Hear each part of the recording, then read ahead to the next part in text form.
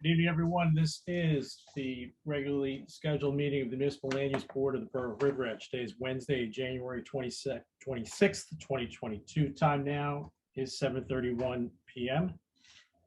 This meeting of the Municipal Land Use Board of the Borough of River Edge is being held remotely and recorded via Zoom due to the COVID-19 pandemic and is in compliance with the provisions of the Open Public Meetings Act and associated regulations. Notice of this meeting was published in the Bergen Record on January 8th, 2022, posted on the front doors of Borough Hall and posted on the borough's website. The notice included the dial-in and login information necessary for public participation and access to this meeting remotely. A copy of the agenda for this meeting was made available on the borough's website near the posting of the meeting notice and included the dial-in and login information. During the public comment period of this meeting, if you'd like to make a public comment, please press the raise hand button on Zoom or dial *9 on your telephone keypad to raise your hand. The board will address you by name or by the last 4 digits of your telephone number. You may mute and unmute yourself by pressing the microphone icon on Zoom or dialing *6 on your telephone keypad. You must state your name and address prior to making a public comment. Members of the public were permitted to submit written comments prior to the meeting via mail or email, which will be read during the public comment period. With that, I would ask the Board Attorney, Ms. Steinle, to call the roll, please.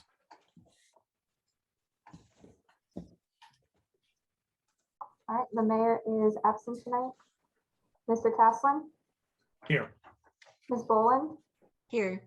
Mr. Merman, Here. Mr. Arkelian, Here. Mr. Craig, Here. Councilman Keenego, Here. Mr. Gibbons, Here. Mr. Pfeffer. Here. Mr. Grasso is excused, and Mr. Esposito. Yeah, here.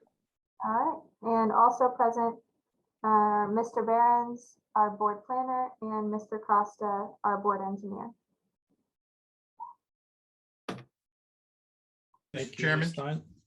Mr. Chairman, my name is Lee Klein. I'm the board's traffic engineer. I was hired for this application, the Dunkin' Donuts application.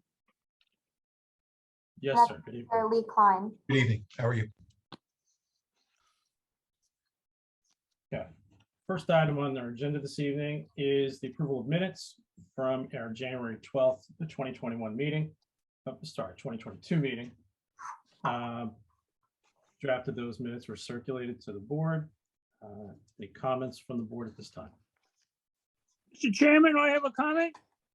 Mr. Merman, please proceed. Second page, top paragraph or thereabouts. I don't see any mention of Mr. Grasso being an alternate.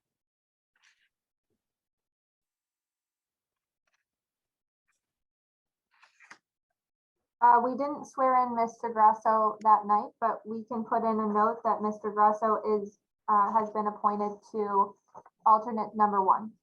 Okay. Thank you, Mr. Merman. Any other comments? Okay, I'll entertain a motion to approve the minutes then with the change Mr. Merman presented. So moved. Gibbons. Thank you, Mr. Gibbons. May I have a second? Second, Craig. Thank you, Mr. Craig. All in favor? Aye. Aye. Any opposed? Any abstain? I have to abstain. Okay, Ms. Boland.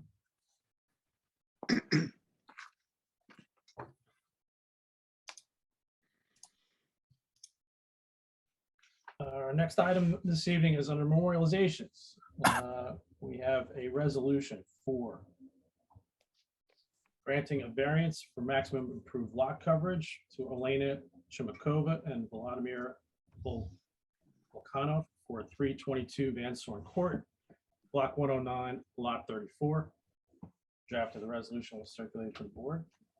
Open the floor to any comments from the board. Okay, there being no comments, I'll entertain a motion to approve the resolution, please. So made, Mr. Chairman. Thank you, Mr. Merman. May I have a second? Second. Thank you, Mr. Esposito. Ms. Steinle?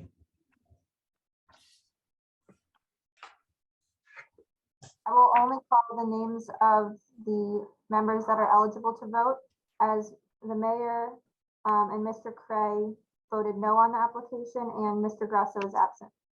Mr. Caslin, Yes. Ms. Boland, yes, Mr. Merman, yes, Mr. Arkelian, yes, Councilman Kenigo, Yes. Mr. Gibbons, Yes. Mr. Pfeffer, Yes. and Mr. Esposito. yes, All right, the motion passes. Thank you. Next item under memorialization is a resolution granting variances for minimum front yard setback to Danielle and Alex Sarian for 275 Concord Drive, Block 705, Lot 1. Draft of the resolution was circulated to the board. Open the floor for any comments. If there being none, I will entertain a motion to approve the resolution as drafted. So moved. Gibbons. Thank you, Mr. Gibbons. May I have a second? second, Craig, Thank you, Mr. Craig. Ms. Tiley? All right, and again, I'll only call the names of the members who are eligible to vote. Mr. Caslin was recused and Ms. Boland was absent, as was Mr. Grasso. Mr. Merman, yes, Mr. Arkelian, Yes. Mr. Cray, yes, Councilman Kenigo, Yes. Mr. Gibbons, Yes. Mr. Pfeffer, Yes. Mr. Esposito. yes, All right, the motion passes. Very much. Next item on the memorialization is a resolution appointing Burgess Associates, Inc. as the Municipal Land Use Board Planner for calendar year 2022. Draft of the resolution was circulated to the board. Open up for comments on the board, please. There being no comments, I'll entertain a motion to approve the resolution as presented. Moved. Thank you, Councilman. You have a second? second, Craig, Thank you, Mr. Craig. Ms. Stein, I think we can just do a voice vote on this one. Yep, for all of the memorializations for the professionals, just Ms. Boland was absent that day. Okay. All right. With the exception of Ms. Boland, all in favor? aye, aye, Any opposed, any abstain? Okay, other than Ms. Boland, thank you very much. Okay, our next item is the resolution appointing Cleary, Jacoby, Alfieri, Jacobs LLC as Municipal Land Use Board Attorney for calendar year 2022. Draft the resolution was circulated to the board for review. Open the floor for any comments. There being no comments, I'll entertain a motion to approve the resolution as presented. So moved. Thank you, Councilman. May I have a second? second, I think Mr. Merman beat you at Mr. Esposito. It's a photo finish. oh, I'm sorry, All right. With the exception of Ms. Boland, all in favor? aye, Aye. Any objections? Any opposed, any abstained? From Ms. Boland? Motion, resolution is approved. Thank you. Next item is a resolution appointing Costa Engineering Corporation as Municipal Land Use Board Engineer for calendar year 2022. Draft of the resolution was circulated to the board for review. Open the floor now to the board for comments. There being none, I will entertain a motion to approve the resolution as drafted. So moved. Thank you, Councilman. May I have a second? second, Craig, Thank you, Mr. Craig. All right, with the exception of Ms. Boland, all in favor?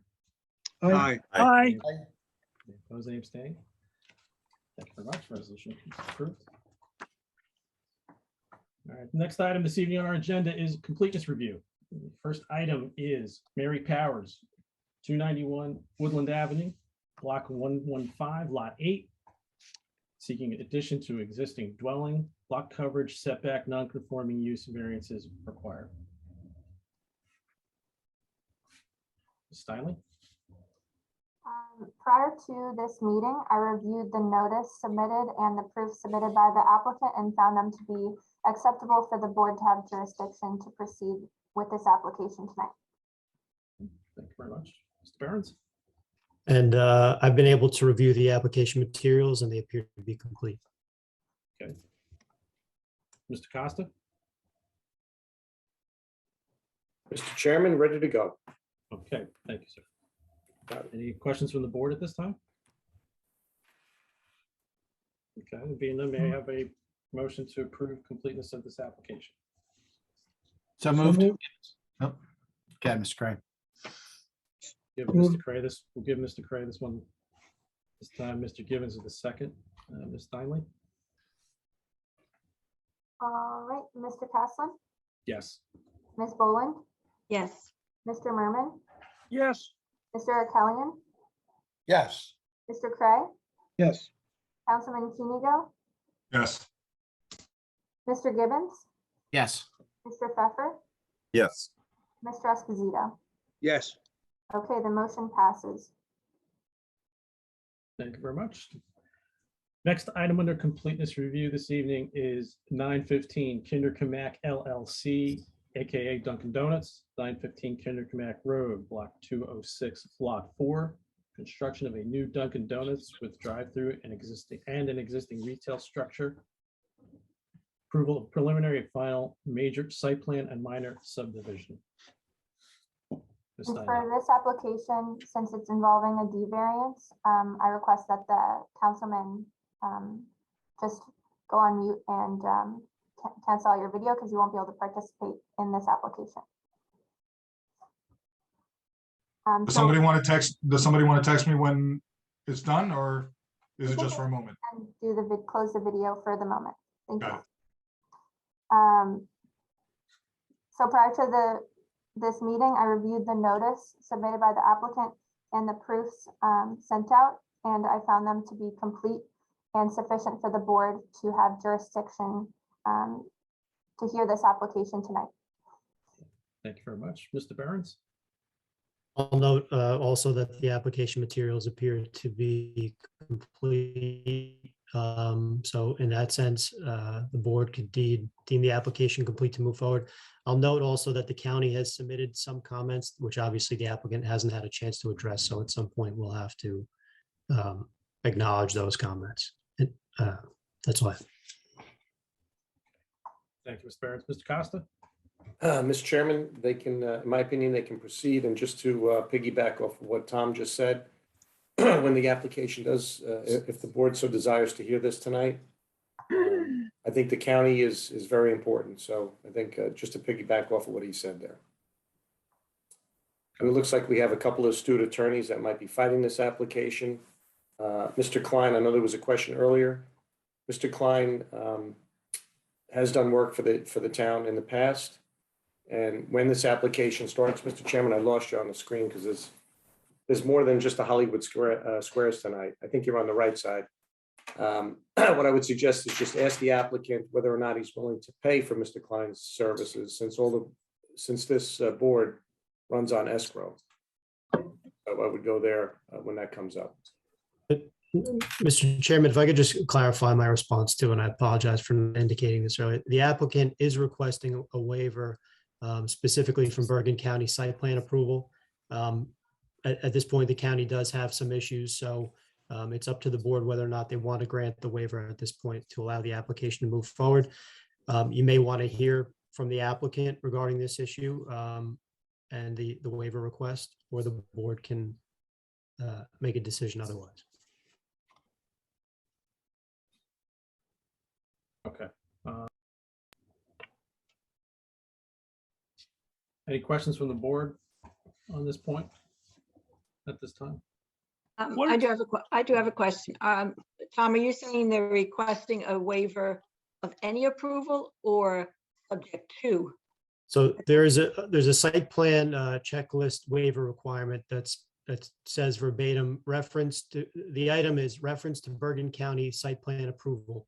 If county site plan approval is required, a copy of the documents and communication so stating shall accompany the application. So obviously the approval has not been granted. There are some issues that have to be ironed out. So it's up to the board whether or not they want to grant the waiver and move along tonight and deal with the county issues later, or deal with them at the front of the application. Okay. I understand. Okay, any other questions? My question was answered. Okay. I believe that to- Mr. Barrett wanted to raise a point about the notice unless he wanted to wait for a later time. Mr. Chairman, it seems to me that the notice is not sufficient to confer jurisdiction on the board. And I don't know if you want to hear that argument at the work session or at the public meeting. Well, I guess before we vote, your contention is that we don't have jurisdiction based on a deficiency in the notice, correct? That's what I'm hearing. Correct. Okay. And Mr. Barrett, could you please just enter an appearance of who you're? I'm sorry. Hmm. Thomas J. Barrett for the adjoining property owner, Five Flowers Corporation, the owner of 101 Midland Avenue. Thank you. Marina, I'll defer procedurally, where it's best to address this. Should we deal with this now before we get too far, or? I will leave it up to Mr. Merman to decide, since he'll be handling the hearing on the application. Mr. Merman? I prefer to deal with it now, because then we can go straight into the meeting and knowing who we have to see. Okay. If I could please be heard, I am the applicant's attorney. All My right. name is Andy Del Vecchio from the firm of BD Padavano on behalf of the applicant on this matter. Thank you. If may I be heard, Mr. Chairman? I don't want to just jump in. No, please proceed. The board is currently in a work session mode. The only item called right now is a determination of completeness. The board does not need public notice in order to determine completeness. I believe the board should deal with the completeness determination first. And despite Mr. Barrett having called me in advance of this meeting, it would have been nice if he had a notice issue to talk to me about it beforehand, but I'm happy to deal with it during the hearing or in advance of the hearing starting, but it should not cross over into the completeness determination, which is not a public hearing and is not, it's not a process that is entitled to have outside counsel or even the applicant's counsel for that matter, unless requested to participate. All right, so let's do this. Let's put the jurisdiction item to the side for the moment. Let's deal with the completeness aspect. Ms. Steinle, I think probably the thing to do is proceed on the basis of completeness of the application, and then when Mr. Merman takes over the meeting, he can address those issues at that time before you get too far into the process. Mr. Merman, is that acceptable to you? Yes. Okay. All right. With that, at this time, are there any further questions from the board? And are we dealing, just Ms. Steinle, excuse me, the question on the waiver of the county site plan, is that going to be addressed now as part of the completeness, or are we going to deal, is that something Mr. Merman will have to deal with in the hearing? That can be addressed during the hearing. This is Just completeness. Okay. All right. That said, any questions from the board? Okay. At this time, I will entertain a motion on the completeness of the application for 915 Kinderkamak LLC, aka Dunkin' Donuts. Mr. Chairman, I'll make a motion that based on our professionals' testimony, that the application is complete and we move it to formal hearing. Okay, thank you, Mr. Kelly. Is there a second? I'll Second. second that. Ms. Boland, go ahead. Ms. Boland in a second, thank you. Okay. Ms. Steinle? okay. Mr. Caslin? I abstain. All right. Ms. Boland? Yes. Mr. Merman? Yes. Mr. Kelly? Mr. Kelly? Oh, yes. Mr. Craig? Yes. The councilman is ineligible to vote. Mr. Gibbons? Yes. Mr. Pfeffer? Yes. And Mr. Esposito? Yes. Okay, the motion passes. Okay. Thank you, everyone. Excuse me. Next item on our agenda for this evening is new business. Mary Powers, 291 Woodland Avenue, Block 115, Lot 8. This is in addition to an existing dwelling, lot coverage setback, non-conforming use variance is being sought. I think the applicant, I did see that at some, yes, okay. Good evening, folks.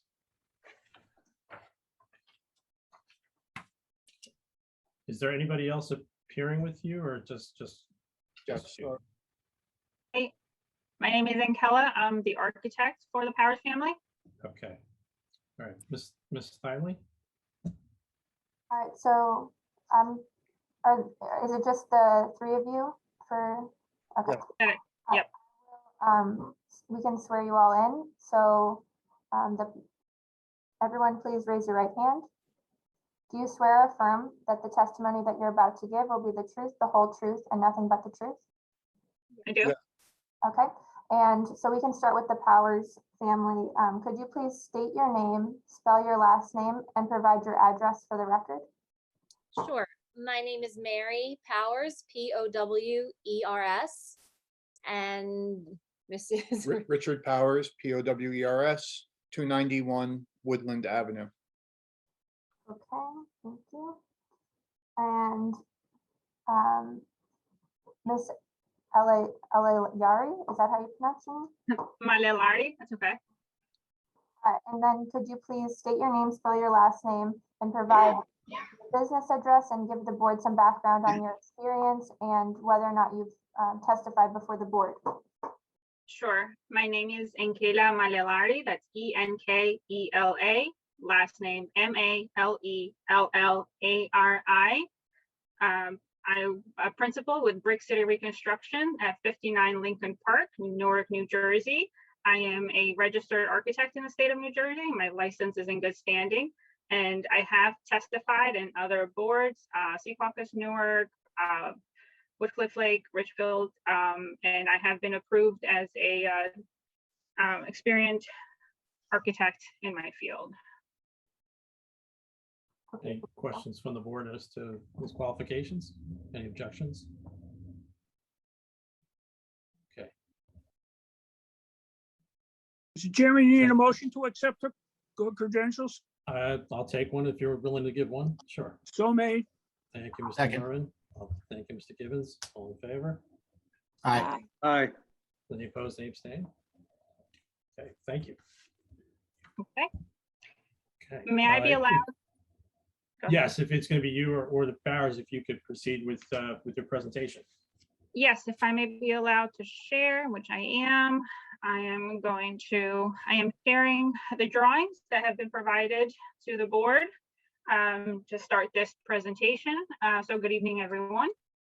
The reason why we're in front of you today is to request a variance on an addition that my client is looking to put on their current existing home. I just want to walk you through some zoning existing conditions. So this is an undersized lot that the Power family has. The allowed lot size or required lot size for this R1 zone is 7,500 square feet, whereas the existing lot that they have is only 6,000. So this is an existing non-conforming. The lot width is also less than the required at only 50 feet wide. So this is also an existing non-conformity. The lot depth is a little bit longer. It's at 120 feet long as opposed to 100 required. But again, this is an existing non-conformity. The maximum building height, 30 is allowed, 2.5 stories. We are proposing to stay in the 26 foot. The front yard is a 30-foot requirement. The existing home is only 24.5 feet. Again, this is an existing non-conformity. The side yard, it requires 7.5 or 18 total. The existing is 4'10", and we are I'll show you in the proposed that we are keeping that 4'10" only with the steps, but the actual addition does go beyond that. And that is the variance that we are requesting. The rear yard is required 25 feet, whereas 42 feet 3 inches is provided. Now the lot coverage, where 25% of the lot is required. We're not really changing that, briefly, only with the addition of a couple of steps. But the existing nonconformity is at 28%, and the impervious lot coverage required at 35%. The existing home is 53%. And I would like to reiterate that these are existing nonconformities, and what we're here proposing in front of you are not changing these requirements. So I want to show you briefly in the first page the existing lot survey. So in here, you'll see that the second story addition is happening in the back of the house. So we're not making any changes really to the front. So I want to walk you through the plans. The Powers family is really looking to do some minor interior renovations. Their children are getting older and they need a little bit more efficient space to move around. But more particularly, if you're looking at the proposed layout, the focus is really into adding a master bedroom on the second floor, which is what they do not have right now. The kids are getting older, and given the age of these homes, the bedrooms are not really that large. Actually, one of these bedrooms here where my mouse is probably one of the smallest. So what they're looking to do is really to accommodate their children in the two bigger rooms and provide a master for themselves in the addition in the back. And then there's some minor renovations to the first floor, and that setback side yard variance is really occurring at this corner of the house, where we are removing a small landing with a couple of steps and giving them a proper steps to enter into the house, and also creating a bit of a buffer between the existing garage and entering into the home and into the family room. So I want to walk you through some of what the house looks like on the exterior. Again, you'll see in the front just a little bit of the re-roofing that has to be done where the addition is going. Also, you'll see this on the other side. On the rear, again, a very modest elevation with windows towards the bedroom. And then here is that entrance that I mentioned with the steps and the door, which links the garage and the house. And that concludes my presentation. If the board has any questions for me, otherwise, maybe I wanted to pass on to the Powers family if they want to touch base a little bit about why they are pursuing this application. Okay, why don't we give the floor to the Powers, and then we can come back to questions from the board. Certainly. Hi. So we moved into this house, I think it was 16 years ago, with the intentions of staying, knowing that our house, especially the second floor, is very small. So, as we're in a Reese Colonial, which is the older version, so it's just very tiny. So we're finally able to, put some money into the house and add on to the back. Because we are outgrowing our house. We don't want to move. We actually just even love our street as much as we love the town. And we figure that this would be, the best way to go to let us keep on growing in our house without outgrowing it. But we'd like to stay in town. That's our goal. We'd like to stay in town on our own street, but have a little bit more room to grow since our family's getting bigger. Okay, thank you very much. Mm-hmm. May I stop sharing, or do you want me to keep sharing? Why don't we keep sharing? Why don't we keep sharing for the moment? Because the board may have some questions, and maybe just easier to just leave that up for now. So let me open it up to questions from the board. Ms. Boland, can I start with you? My only question, and it's probably more for Tom, our planner, or Rob, our engineer. At what point did the borough start counting paver patio as covered? I was, some time ago, they did not. Do you know when that change occurred? I'll speak for myself. I do not know when that change occurred. I can try to look quickly, but I can't promise I'll have that answer tonight. Okay. That's my question. It is extensive, the existing coverage, and while the applicant's not proposing to increase it at all, it's quite high. So if it was done at a point where it was permitted, then I wouldn't have a problem having it stay as is. But if it was done when it was not permitted, it might be an issue. See how the rest of the board feels. Thank you, Ms. Boland. Mr. Arakelian.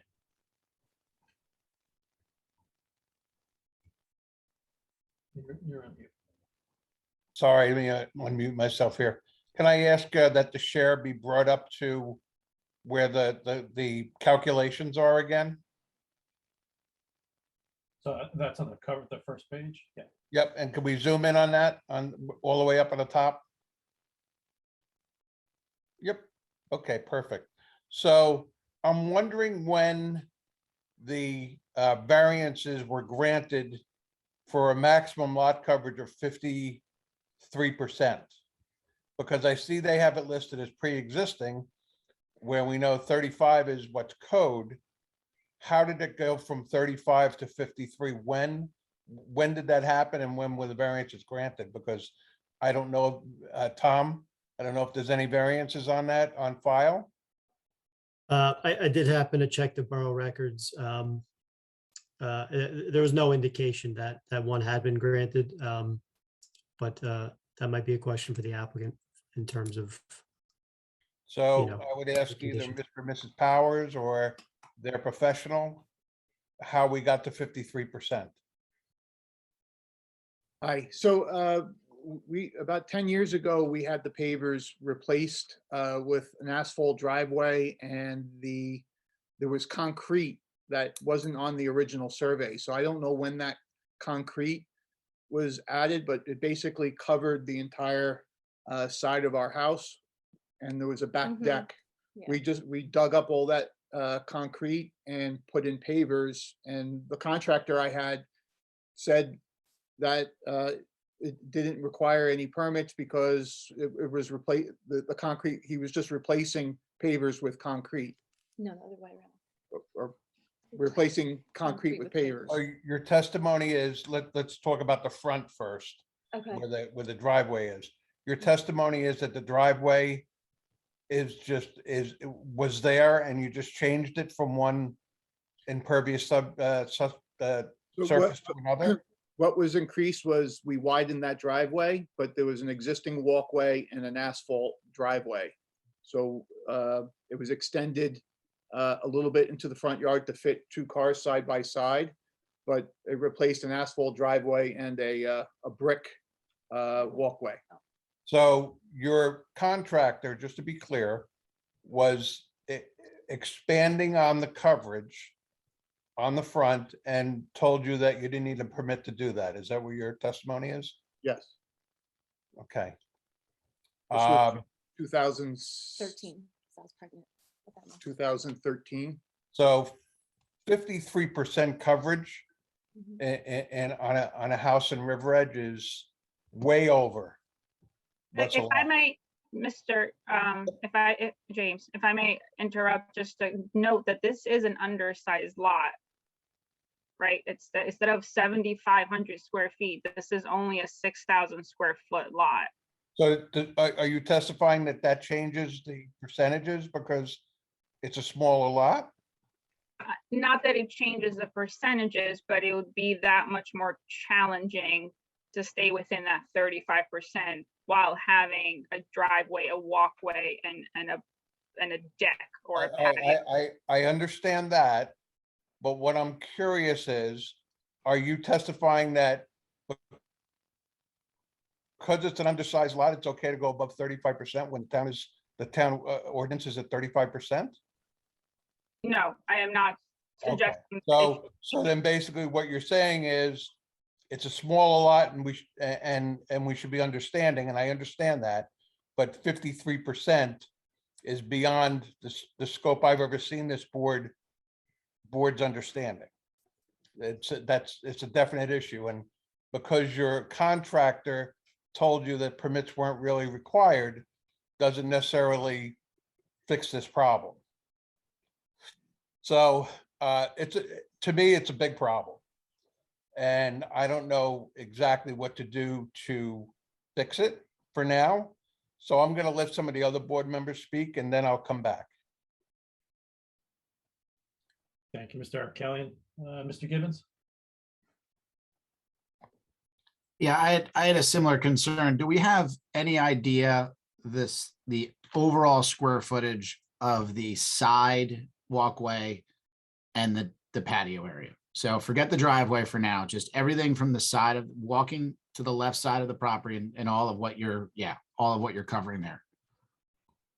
I could estimate it's probably around 500 square feet. I don't have that number off the top of my head.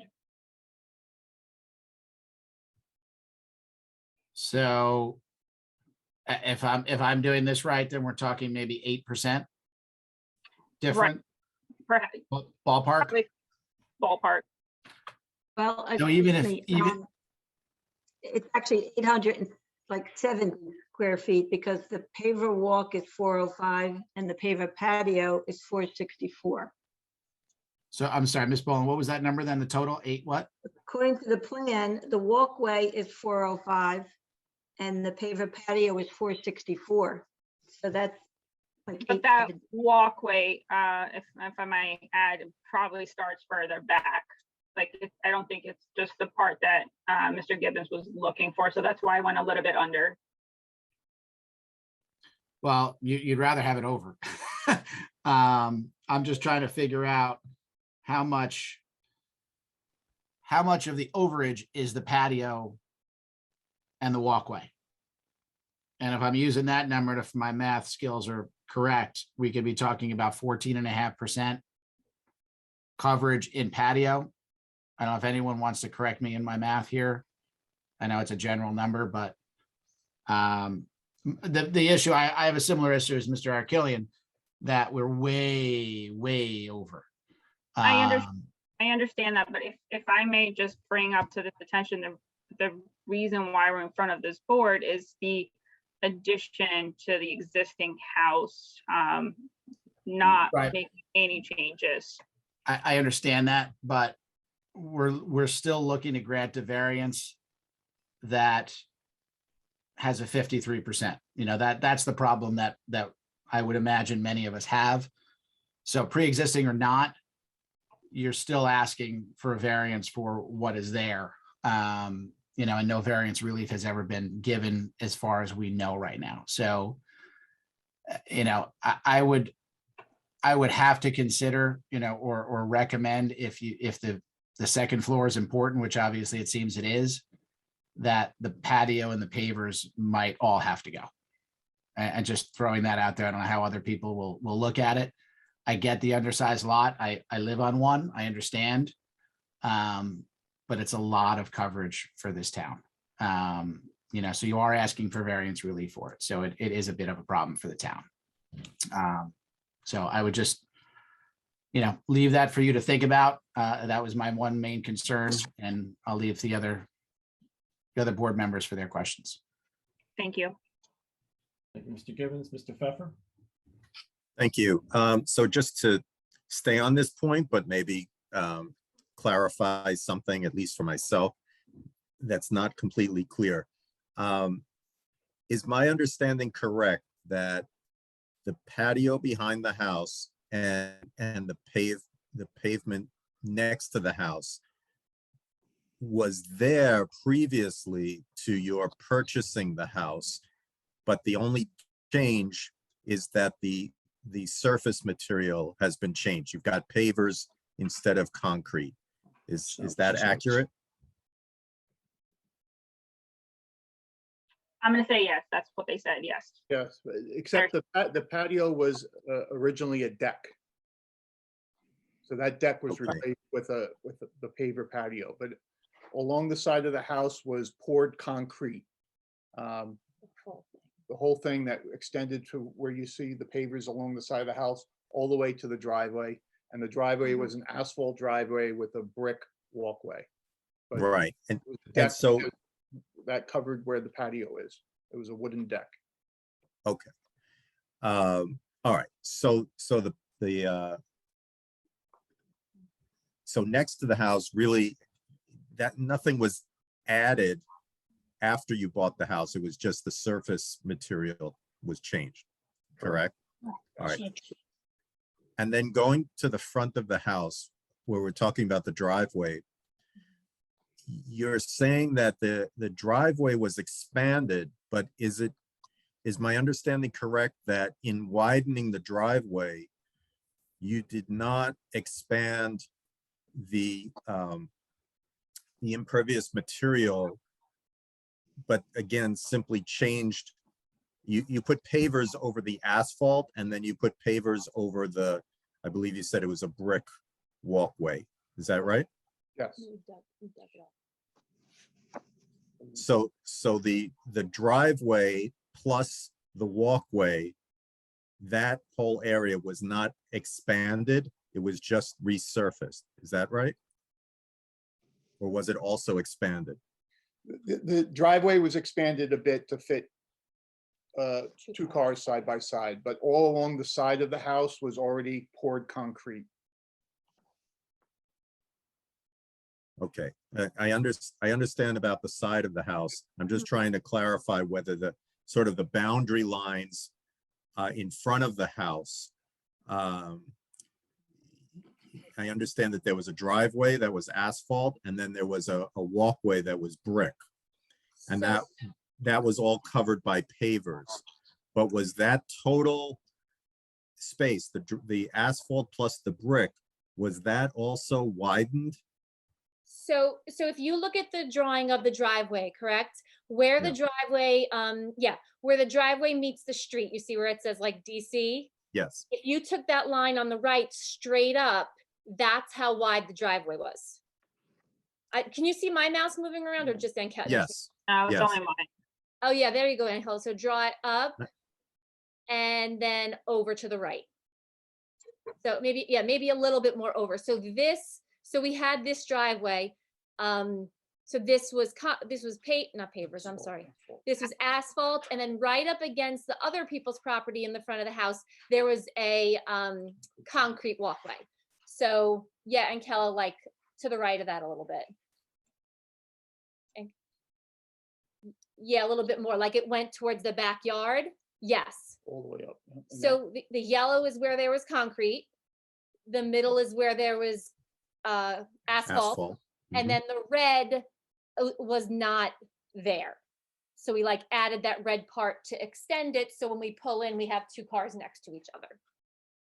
And what was there in that space? Just grass and dirt?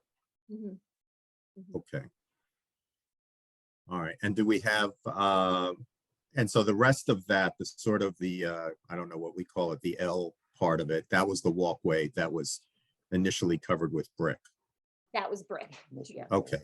All right. Thank you. So that clarifies. But that space where there was an expansion, can you give me just a ballpark of how large in terms of square feet that expansion was? Or maybe not even, to make it easier for you, not square feet, but just how many feet to the right? If you look at it from here to here. 4 feet. Maybe four feet. Okay.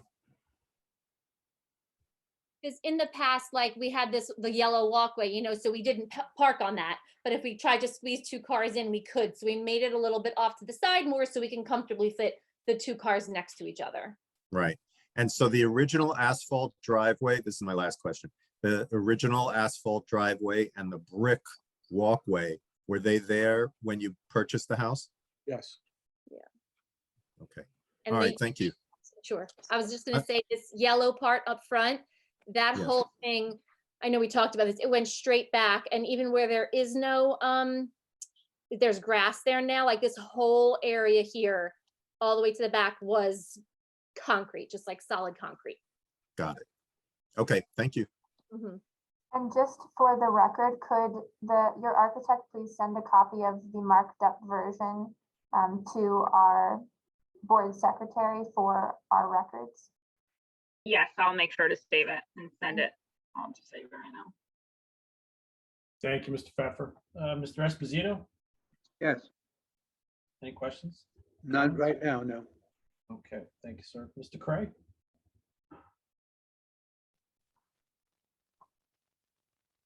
I need to unmute, sorry. Just one or two questions. The deck that existed prior, can you just give me kind of a brief description of what the construction of that was? It was an old deck that was falling apart, but it was maybe 3 feet high. And it covered basically what you see there. That's covered by the patio. It was a fenced-in deck that was about 3 foot high. That was taken out, and then instead a raised patio was put in its place. So it was wood, right? It was a wood deck. Wood, yeah, Right. wood. And just, yeah, so water would have run through it, dirt underneath or grass underneath? I don't know what was underneath, just like it was packed gravel, it looked like. Right, but the deck itself wouldn't have been watertight. Water would have run through it and off of it, up the ends, et cetera, correct? Yes. Okay, and the walkway that went along the side of the house and went back to that deck, did it extend all the way up and out the way the pavers are shown, or did it just come straight back as a sidewalk and stop next to the deck? It was one solid slab of concrete. It was actually 4 inches thick with rebar, and it was all starting to crack. But it literally just covered the entire side of the house. That it was very unsightly. Yeah, so and then it stopped like, There was a wall there. yeah, there was like a half wall, maybe like, and Kella to the left, more like kind of right where your yellow stops. Yeah, like right there. It was like a Brick? 2 feet. Yeah. Like a 2-3 foot brick and concrete wall, I guess, to separate that area from the trees and stuff behind it. Right, but did the concrete walk expand out the way the pavers do next to the patio? Or was it just a straight sidewalk kind of? No, it was a wide, that entire side of the house. So where we show an opening of no pavers, that was Right. all solid concrete. All And it concrete, extended all the way up. Got it. Rich, let me know if I got this right, but you were saying that this whole portion here was Was all concrete, right? Okay, perfect. All right, that's all for me. Thank you, Mr. Craig. Councilman? Not so much a question, but a comment. I know we kind of have, a number in mind when we talk about these things, but this really is a very small lot. And I've seen the house. I walk by that area every day, and I know the Powers. Hello, guys. It's not a big house by any means. It doesn't shock the conscience in River Edge. It's a very tiny lot. They've got 2 cars, 2 working parents, like most people in River Edge. And we've been talking about, possibly, allowing driveways to be double driveways. It's a nice looking house. I mean, come on, we've seen some of these houses that are going up in River Edge, right? I mean, they're just gigantic. That even with the proposed addition, this is nowhere close to those. So they've got a very small lot. They're a good family here in River Edge. I would caution this board to take every case individually, as you do, and I know that you guys do always a very thorough and good job, but this is a very tiny lot. And so that's my comment. Thank you, Councilman. Mr. Merman?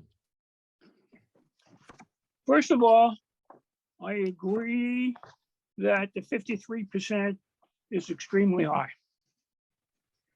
I want to try to explore some corrective action here. It's the way I read the drawings and the plans.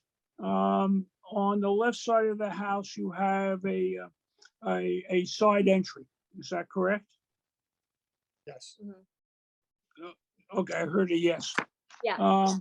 Okay, and you have a shed in the rear. And when I went by, you had your cars in the driveway. Just- And your drawings show that the garage that's there now remains as a garage and is not being incorporated into the new floor plan. No, it's not. That's correct? Yeah, yeah, Yeah. it's staying a garage. Okay. So what I'm thinking of is that we remove the shed. I'm trying to work something that we can reduce the 53%. So if we remove the shed and you take all your tools and you put them in the garage that you're not parking in, so that becomes an indoor shed, so to speak. And we do some adjusting on the pavers, particularly to the left side, and maybe the patio itself, to reduce the number lower than 53. And I would listen to what your proposal might be regarding the amount of pavers. And so I want to remove a lot of the impervious area.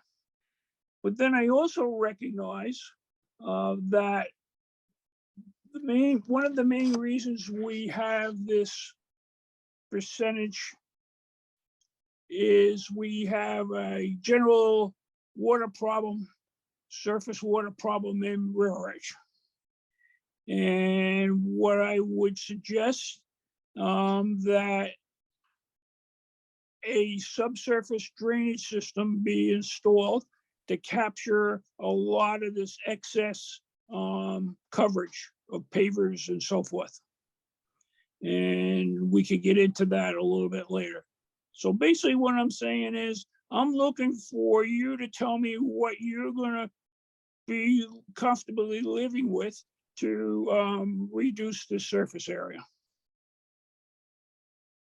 Yeah, I mean, if we need to reduce the pavers in the back of the house, we can remove pavers along the side of the house. You know, I would hate to tear up that patio because, you know, it wasn't in an insignificant amount, and it's a very nice looking patio. But I mean, yeah, So- we'll work to try to reduce the number of pavers. I mean, for me, the shed, we have it full with things. I don't know if you saw the house, but it's a very small garage. Like, you can't even fit a car in that garage. What? The shed is kind of like, it's attached to the back of the garage. We don't have, what? What shed were you talking about? Oh, that shed. I'm sorry, I thought you meant the part of the garage over here. Okay. Yeah, I mean, we just have our basic necessities in there. Mr. Merman, if I may ask a question, whether it's the shed or some of the pavers in the walkway, would you be more comfortable if we try to bring the lot coverage to around 50% or just below 50%? I hate to agree to a number at this point. I want to see what we're going to remove and recalculate a number to see how it falls with what you have now. From the use of the garage, there are very few older houses, if any, in River Edge that still utilize the garage as a garage. And that is basically due to the evolution of the automobile size and so forth. So I prefer to see the shed eliminated and the garage utilized. You can pick up a decent amount there. I'm trying to save the patio. And I recognize the merits of the patio. Could we consider removing the left side of the patio, calculating what that would bring the percentage down from 53 to something new. Whoever's doing the calculations, could we come up with something rough there? If we remove what portion again, just so. From the rear building line to what you're calling the patio line with that curved corner, the left side of that patio, from the house line that Do I have goes- this? Do I have this area correctly that I'm highlighting in red? Yes, Is this correct. here? Yeah, right now I'm looking at that, want to see what that gives us, and also take out the shed. And so take out the shed plus the red area and see what we roughly come up with. So. Yeah, I mean, Talking. I'd like to calculate it with the shed remaining. I mean, Well, let's do it my way first. okay. All right, let me stop sharing for one moment and let me see if I can just do something on the side that I could get something a little bit more accurate, if you don't mind. Just give me one moment, okay? Sure.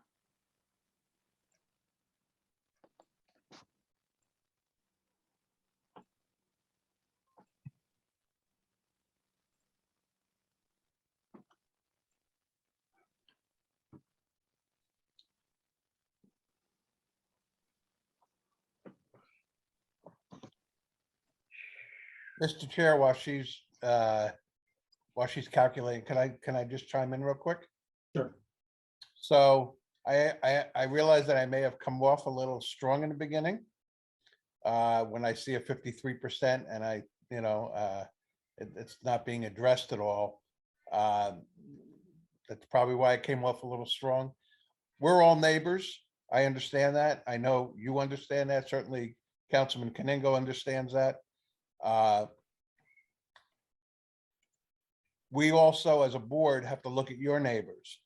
And when you go over the percentages on coverage, somebody else has to pick up the water that has been displaced. And that's the issue here. It's really all about where this water is going. So Mr. Merman, in asking for a water retention pit, or whatever term he used, that is to help your neighbors and help your property absorb the water that's been displaced by going over the 35% that the borough allows. We're not here to punish you or to try to rip up half of your house. We're just trying to help you be good neighbors to the people to your right, particularly to the people to the right that are down the hill. Totally understandable. When I don't Your know. house is beautiful, by the way. I passed it this afternoon. You did it. The pavers look wonderful.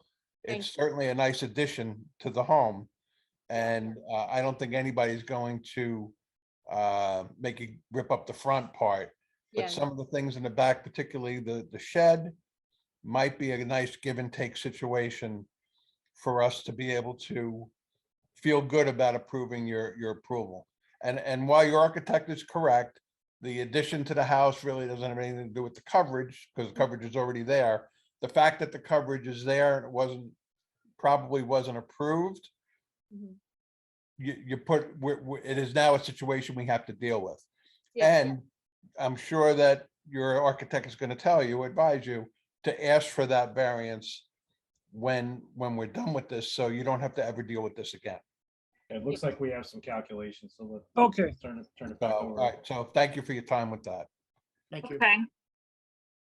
Thank you. So, Mr. Merman, I did some rough calculations, and if we were to take out just a walkway, that brings us at 50%. If we do walkway and shed, that brings us at around 49%. Okay. Let's explore one other area. If we remove the pavers from the back door to along that left side of the building to the rest of the way to the end of the building line. Can you? Yes, correct.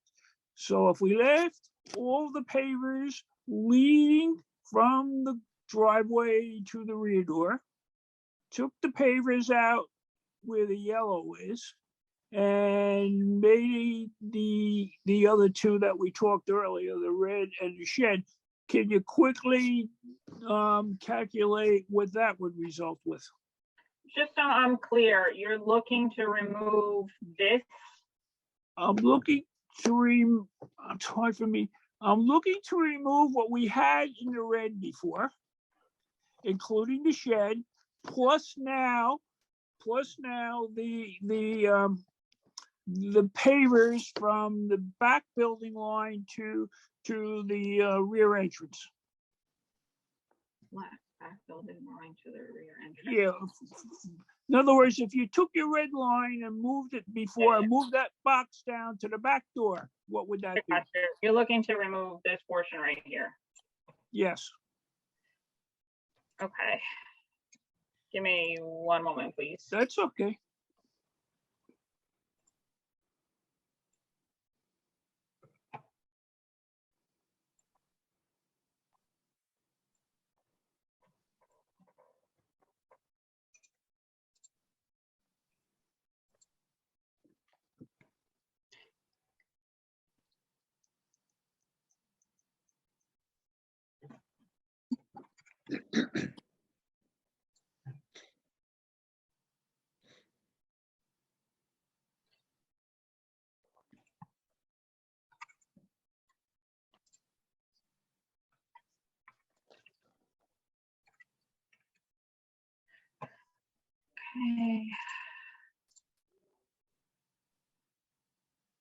Okay, so that would be another roughly 100 square feet.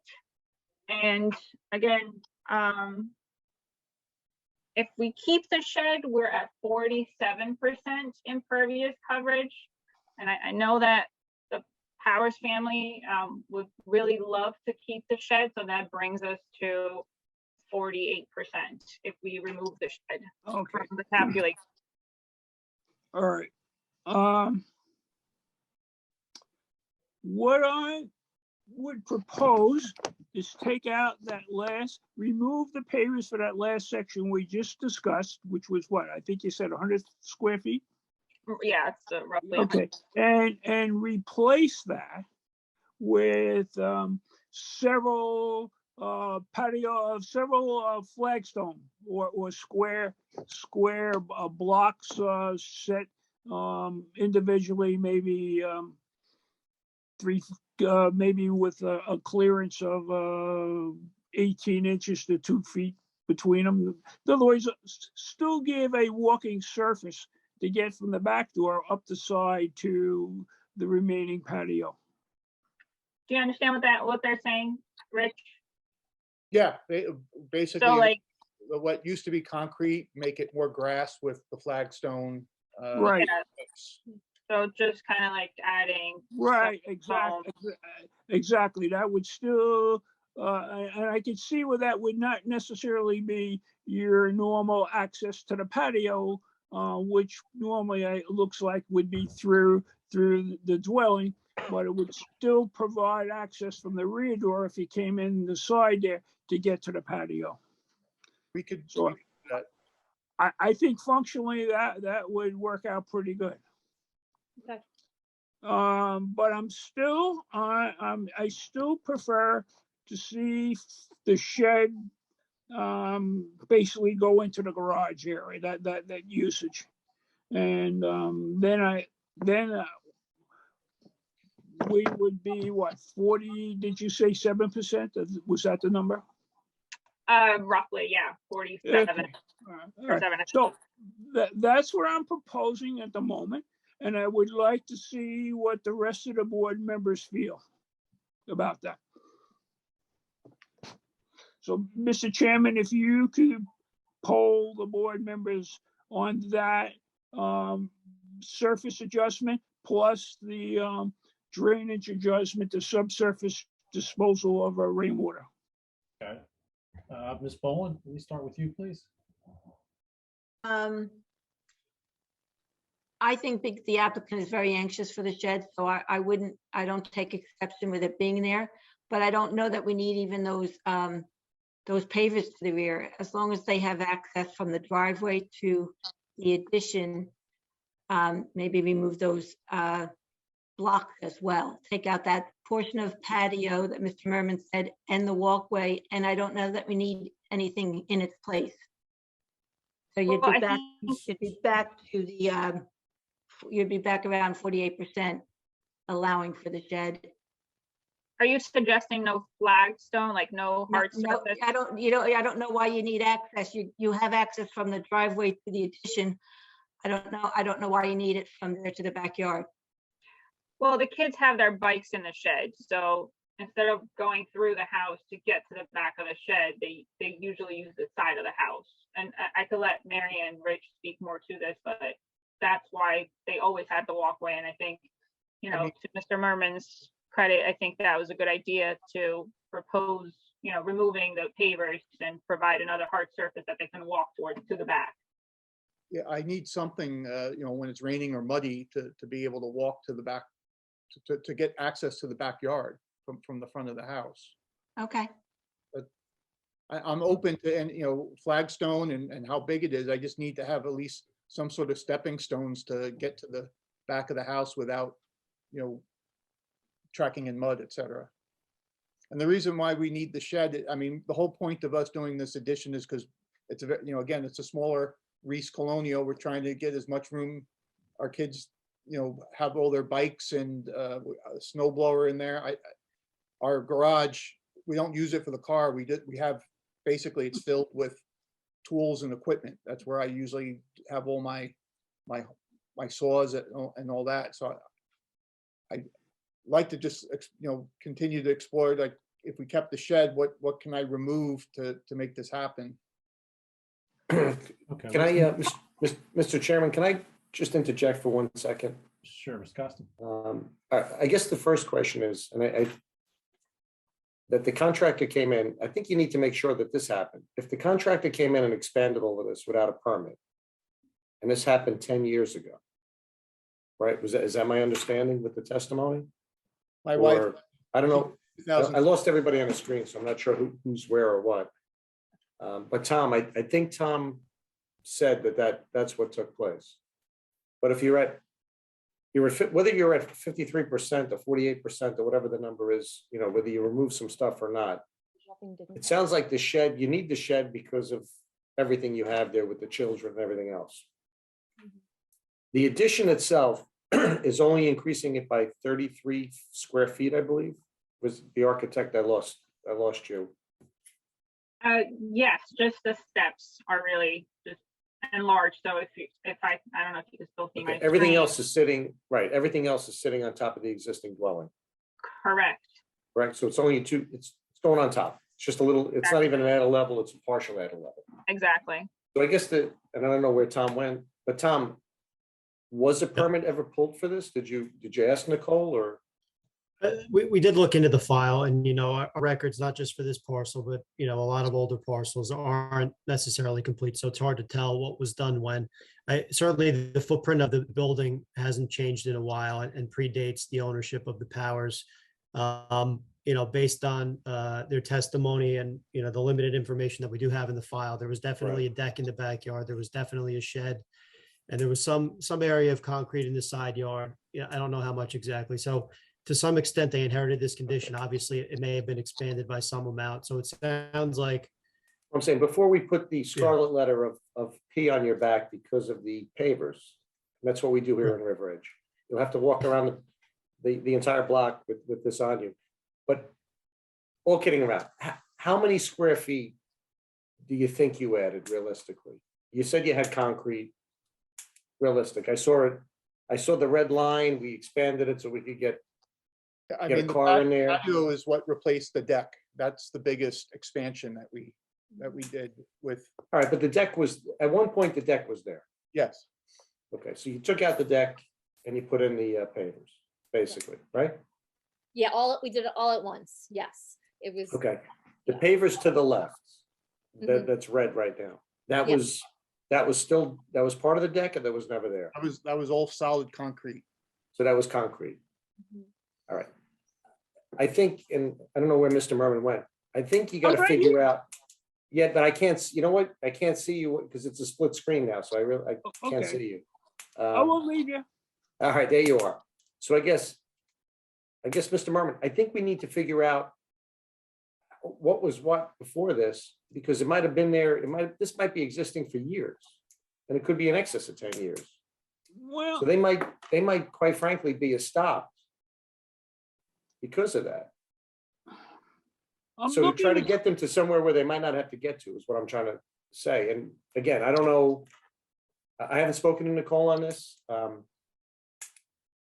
Again, we come here thinking that everything that people show us is permitted and approved. Maybe it is, maybe it isn't.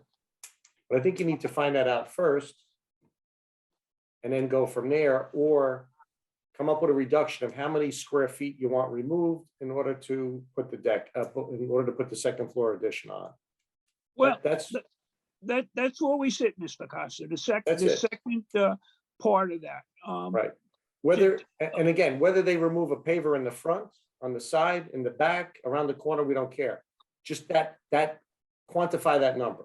And wherever they can decide to do it, where it doesn't impact their quality of life, I think that's how it gets. I think that's the easiest way to get done. Maybe they can remove a little on the side to the left. So instead of a 4-foot walk, they can get away with a 3-foot walk. And that might fix it. But I think maybe just say, remove 200 square feet, 100 square feet, wherever you want to remove it, remove it. I think Mr. that's Chairman? the easy. Mr. Chairman, if I may, I have a question Yes, Councilman. for our professionals.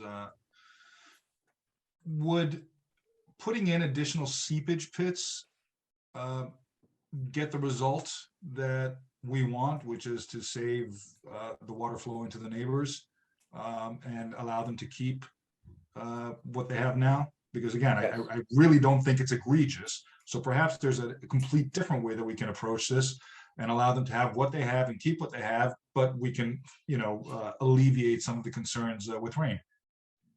So the seepage is an option, but it's a far more costly option, and I would like to discuss that with maybe my client on the side to see if that's a feasible option.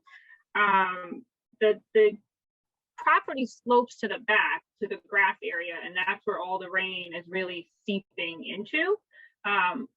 But I think from what the Powers family has expressed so far, that they are open to removing some square footage of the pavers if the board sees favorably to the application. And I think to Mr. Costa's before comment is we just would like to know maybe what the percentage that the board will feel comfortable with. So if we're trying to go below 50%, we can reach that 47, 48% by making some modifications to the walkways.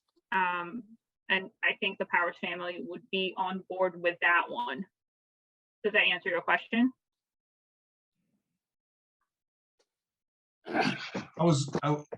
Personally, I was just trying to give an alternative so that if they wanted to keep all this stuff, they could. But if obviously cost is an issue and they can't, and they would rather get rid of the pavers, that's obviously up to them. But I think the board has made it clear that, and I won't speak for everybody, but we're not comfortable giving a percentage number.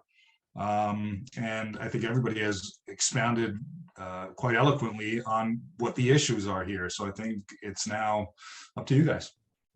Mr. Gibbons, I think you had a comment. Yeah, I do. So you seem to be open to the idea of the field stone through the side, right? I get the whole mud and the bikes and all that. So would you be open to taking the yellow, well, not that's on the driveway, but from like the edge of basically covering from the edge of your driveway back and making that more of a field stone type stepping stone, however far apart they need to be, that gives you what you need. So your kids, have a place to take the bikes through and you have some sort of a walkway. Because I get the deck, I get the shed thing. They're important. You need to keep all the bikes in there and, all that stuff. So would you be open to turning the patio of what we're looking at here, yellow and red, making that some sort of field stone and, and maybe just not having the space that says 165.55 square feet. So that that area. maybe that's not anything, but have the field stone going around the side. And then you keep the shed, you keep what you need, and you still have some sort of a walkway that Yes. goes along the side. Is that something you'd be open to? No, we're not. Yes, I guess, right, like, where the stairs comes down? Yeah, Yeah, like that would be the only consideration of keeping some, some solid platform there. So keeping Yeah. pavement. yeah, I yeah. got you.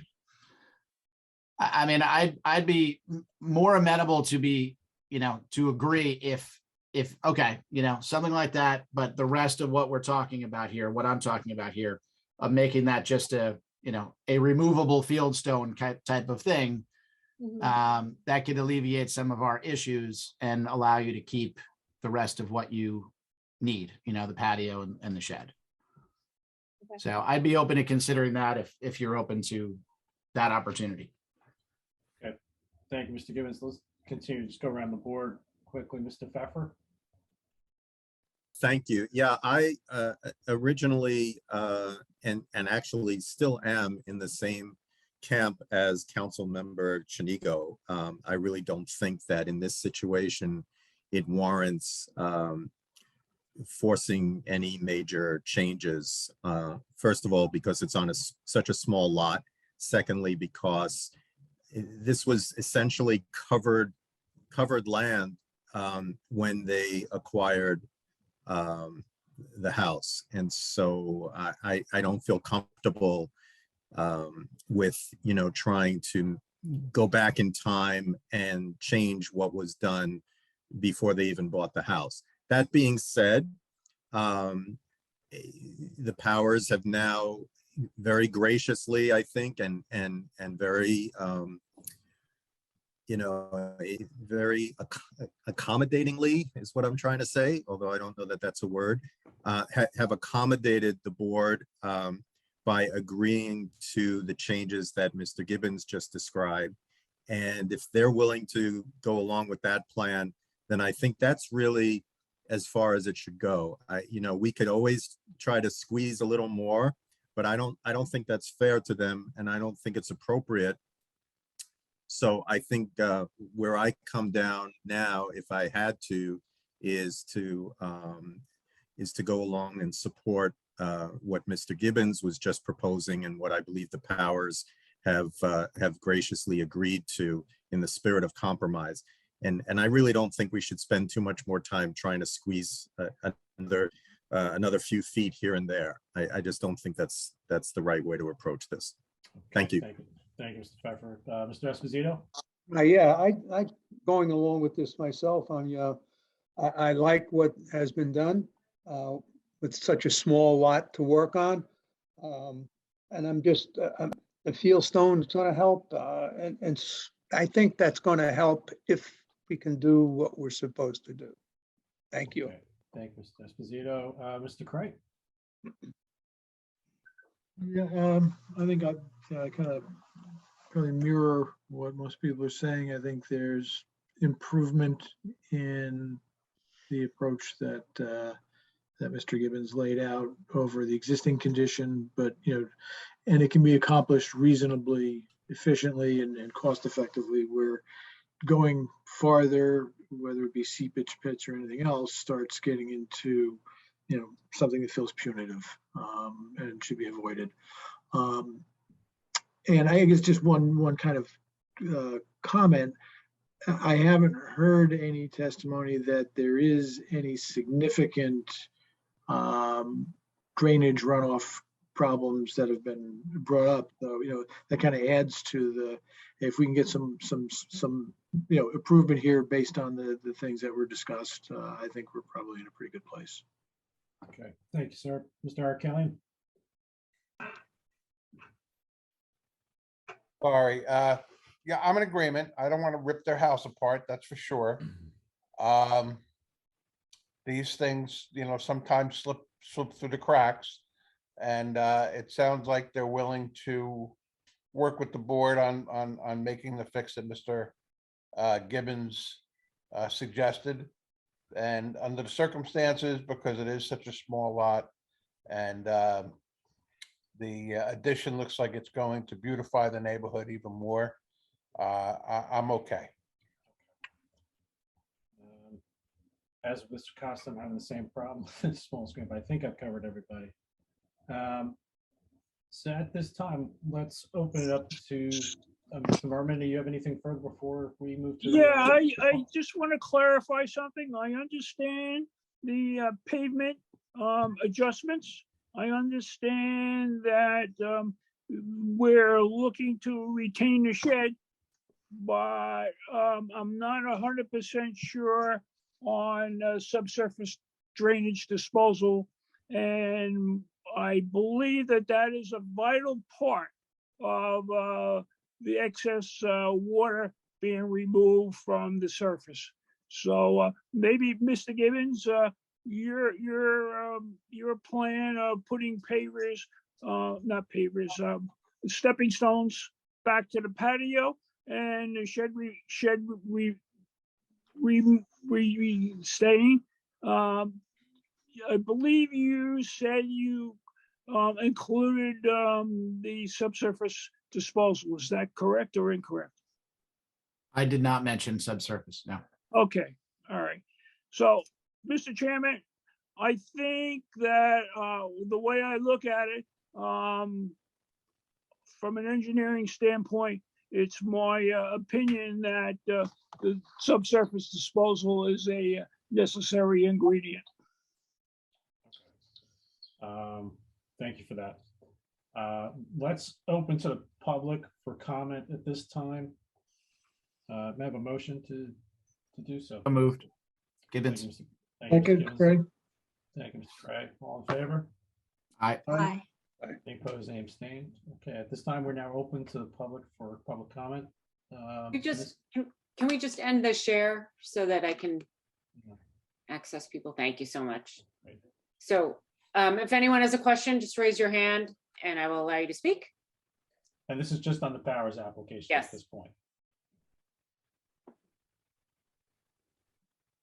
Okay, we're going to start with Matthew Corwin. Matthew, could say your address. But please state your name, spell your last name, and provide your address for the record. Happily, thank you. My name is Matthew Corwin, last name Corwin. Address is 57 Bloomfield Avenue in River Edge here in town. And It's got the wrong application. That's his address, Mr. Merman. I'm stating my appearance for the record and stating my address. I'm commenting on the powers application. Okay. Yes. And if it pleases the Mr. Chairman and the board, a lot of good discussion tonight, and I certainly understand the water issue that the town's facing. Candidly, as a town member here, we have a family that seems to want to stay in the neighborhood, add value, and if we're trying to increase our tax basis and we're trying to keep good people in the neighborhood, it seems, I think Mr. Crane made a very astute comment that to do anything to penalize these folks and drag them through the mud feels a little bit punitive to me. So from one town member to another, I think there's obviously some minor adjustments that the board has asked for, but I haven't heard anything, and obviously I haven't looked at all the records, but just listening to the testimony this evening, it seems as if the surface is predominantly what the Powers purchased the property with when they acquired it. And I'd implore the board to consider that these folks haven't really changed the actual surface that much, and to factor that portion into their thinking, and to throw in a subsurface drainage system seems to be cost prohibitive in my humble opinion. Thank you for your time and thank you for hearing me. Thank you for your comments, Mr. Corwin. Ms. Kalpin, anybody else? Hello. Hello, Ms. Forte. Please state Hi, your my name is and provide your address. Forte, Forte, 91 Surrey Lane. I just wanted to comment on the powers. I see the houses that are going on around here, just up the street from the Powers house. That house that is being built is outrageous. And I think it's a smart design. It adds to the value of the neighborhood without really taking over the neighborhood. And I think if there's any way we can make this work for them, we should, because they're good neighbors and they're adding a lot of good value to the house and the neighborhood. Okay, thank you. Thank you for your comments. Ms. Kaufman? Anyone else? Anyone else? That's it. Thank you. Okay, thank you, Ms. Kaufman. At this time, I'll entertain a motion to close to the public. So moved. Thank you, Mr. Gibbons. Have a second? Second, Craig. Thank you, Mr. Gray. All in favor? Aye. Abstain. Okay, we are now closed to public comment. So at this time, we can take action with the items that have been proposed. We can proceed to see if a motion be made to approve the application based on the discussions we've had this evening. Alternatively, if you want to consult with your architect and try to see if there's a design that will work better for you, certainly we could give you that opportunity to adjourn this evening on your application and have you come back at a later meeting. I leave it up to you. I think you've heard what the board sentiment is at this point. So if you're happy for us to take action on it for this evening, we can certainly proceed in that fashion. Mr. Chairman, is it okay if I just have 5 minutes with the Powers family, just a quick phone call, just to discuss with them just to summarize where we're going, which is just changing the walkway, flagstones, I'm just estimating it around 300 square feet. Is that acceptable? If you can make it a quick 5, because we do have a lot of people behind us on this. I'll make it a quick 2. Okay.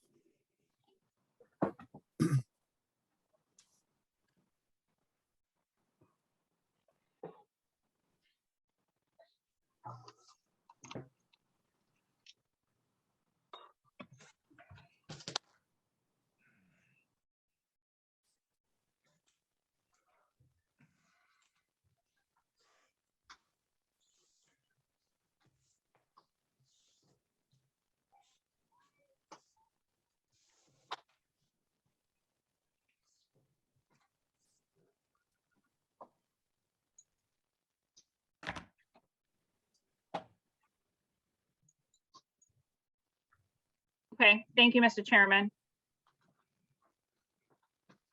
I think with that said, the Powers family, I just had to explain to them about Mr. Gibbons' recommendation, removing of the pavers on the side of the house and replacing them with more of a flagstone walkway from the front of the house to the back where we marked with yellow. And the shed. Alarm!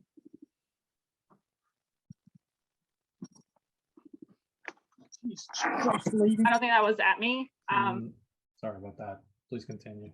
So that was that's our understanding of the request from the board to potentially see a favorable decision. Okay, so you're looking for us to take action then this evening, Mr. Merman? I'm sorry, I was offline for a second there. Could you give me a quick repeat there? So the architect was just restating that what Mr. Gibbons has been proposing this evening in terms of replacing the pavers on the side of the house with a flagstone concept to allow for some sort of a walkable surface between the front of the house and the patio. What about subsurface disposal? Could I make a comment, Mr. Chairman? Ms. Steinle, yeah. So normally as a condition of all of our applications, we require the borough engineer to review the application for any drainage issues. And then we require the applicants to follow the recommendations of the borough engineer with respect to drainage. That could potentially lead to requirements of installing seepage pits, depending on what the borough engineer recommends. But we would like to just let the applicants know and see if they would be amenable to accepting that as a condition to just have the borough engineer review for drainage issues, because we didn't have any testimony today about drainage problems on the property. Again, that the drainage on the site, that hasn't been an issue from our observations. I would have to have a separate conversation with my client if they want to pursue that route, because that is a far more expensive addition to the site for what they're looking to do. And I think where we are in understanding is that the side walkway would be a reasonable modification to the proposed existing site. I think Ms. Steinley's point was just that any approval this evening would come with the conditions that the borough engineer would review any sort of drainage conditions on site. Okay. Yeah, and again, Mr. Chairman, if you're, right now, from my understanding, you're going to decrease the amount of impervious coverage, correct? Correct. Correct. So no neighbor came on the screen tonight.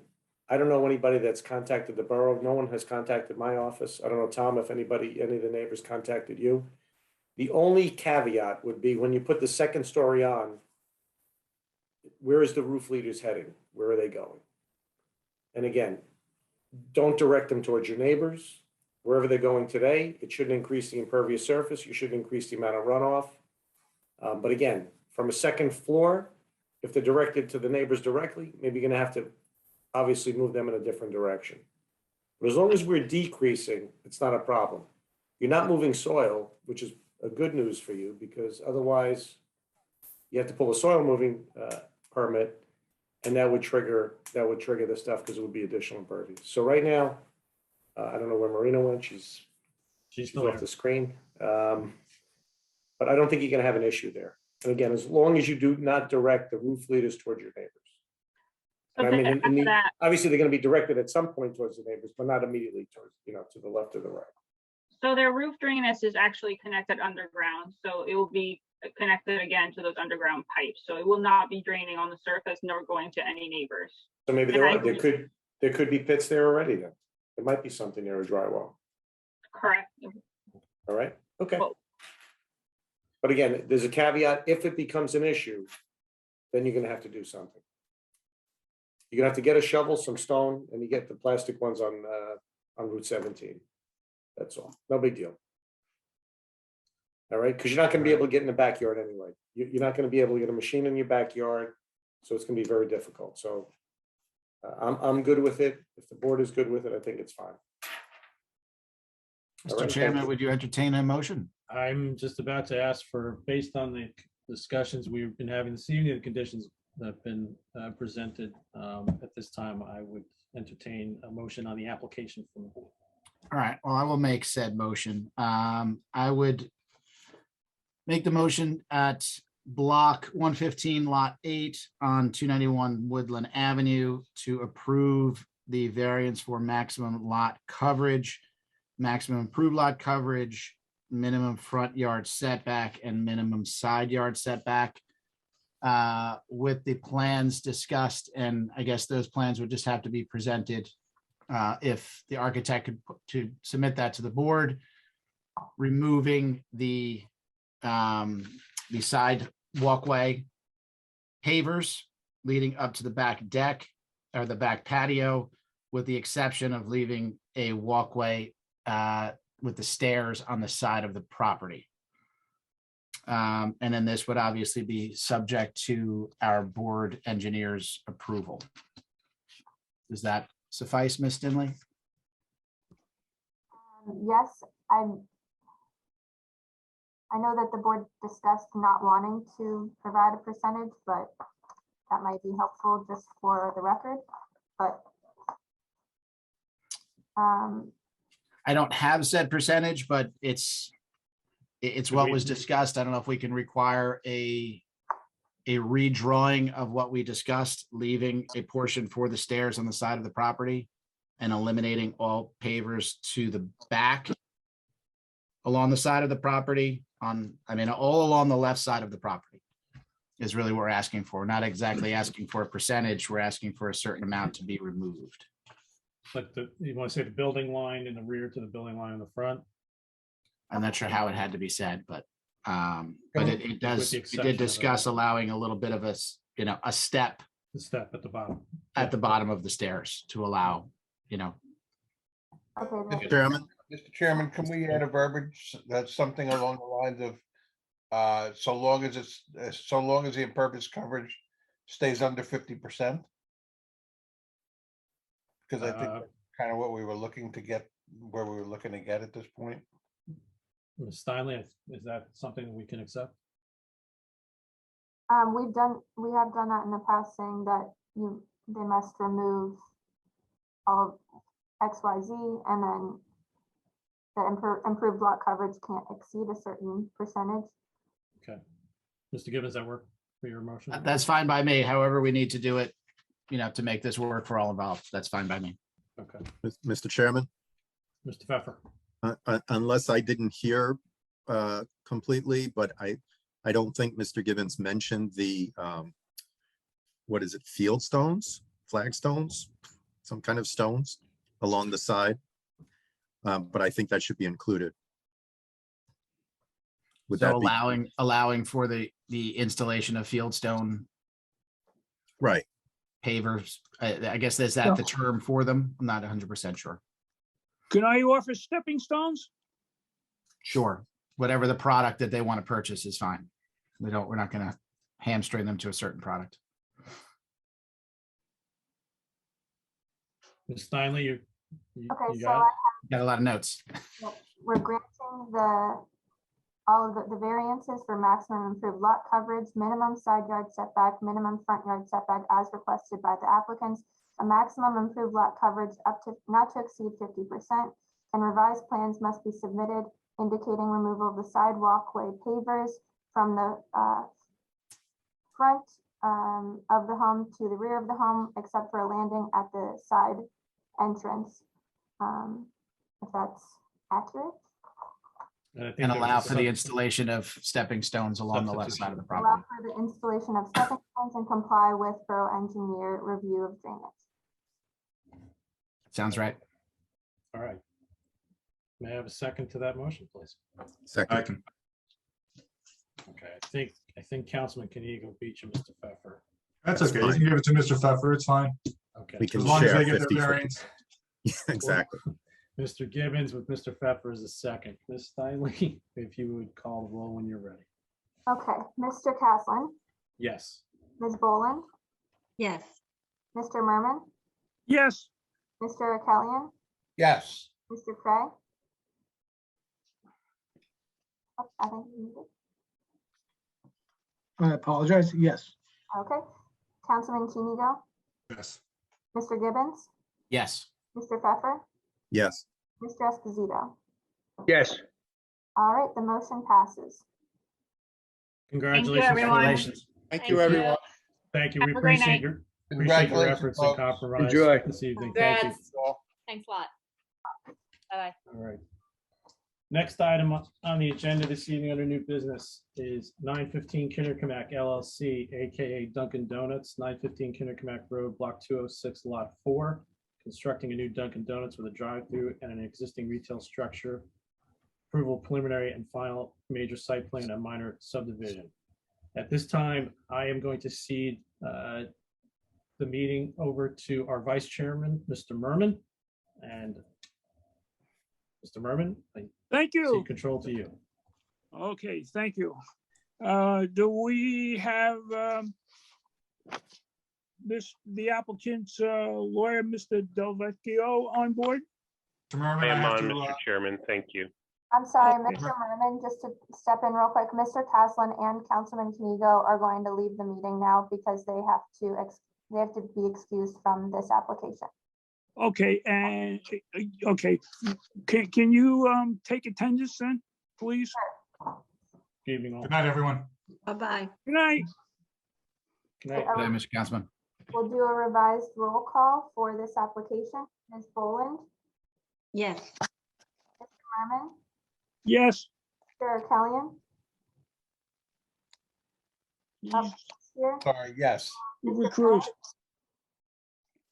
Mr. Yes. Mr. Gibbons, Here. Mr. Pfeffer, Here. and Mr. Esposito. Here. And Mr. Esposito will be seated to vote as an alternate today. Okay, thank you. Okay, moving forward. Mr. Delvecchio, good evening. Good evening. We got a lot to do and we don't have much time to do it in. I want to get as much of your application in tonight as possible. And normally we have a 10 o'clock curfew. I'll extend that to 10:30 or a quick breaking point in that area. I will mention that obviously we're going to carry the meeting and that the next available meeting you've been scheduled for is February 23rd.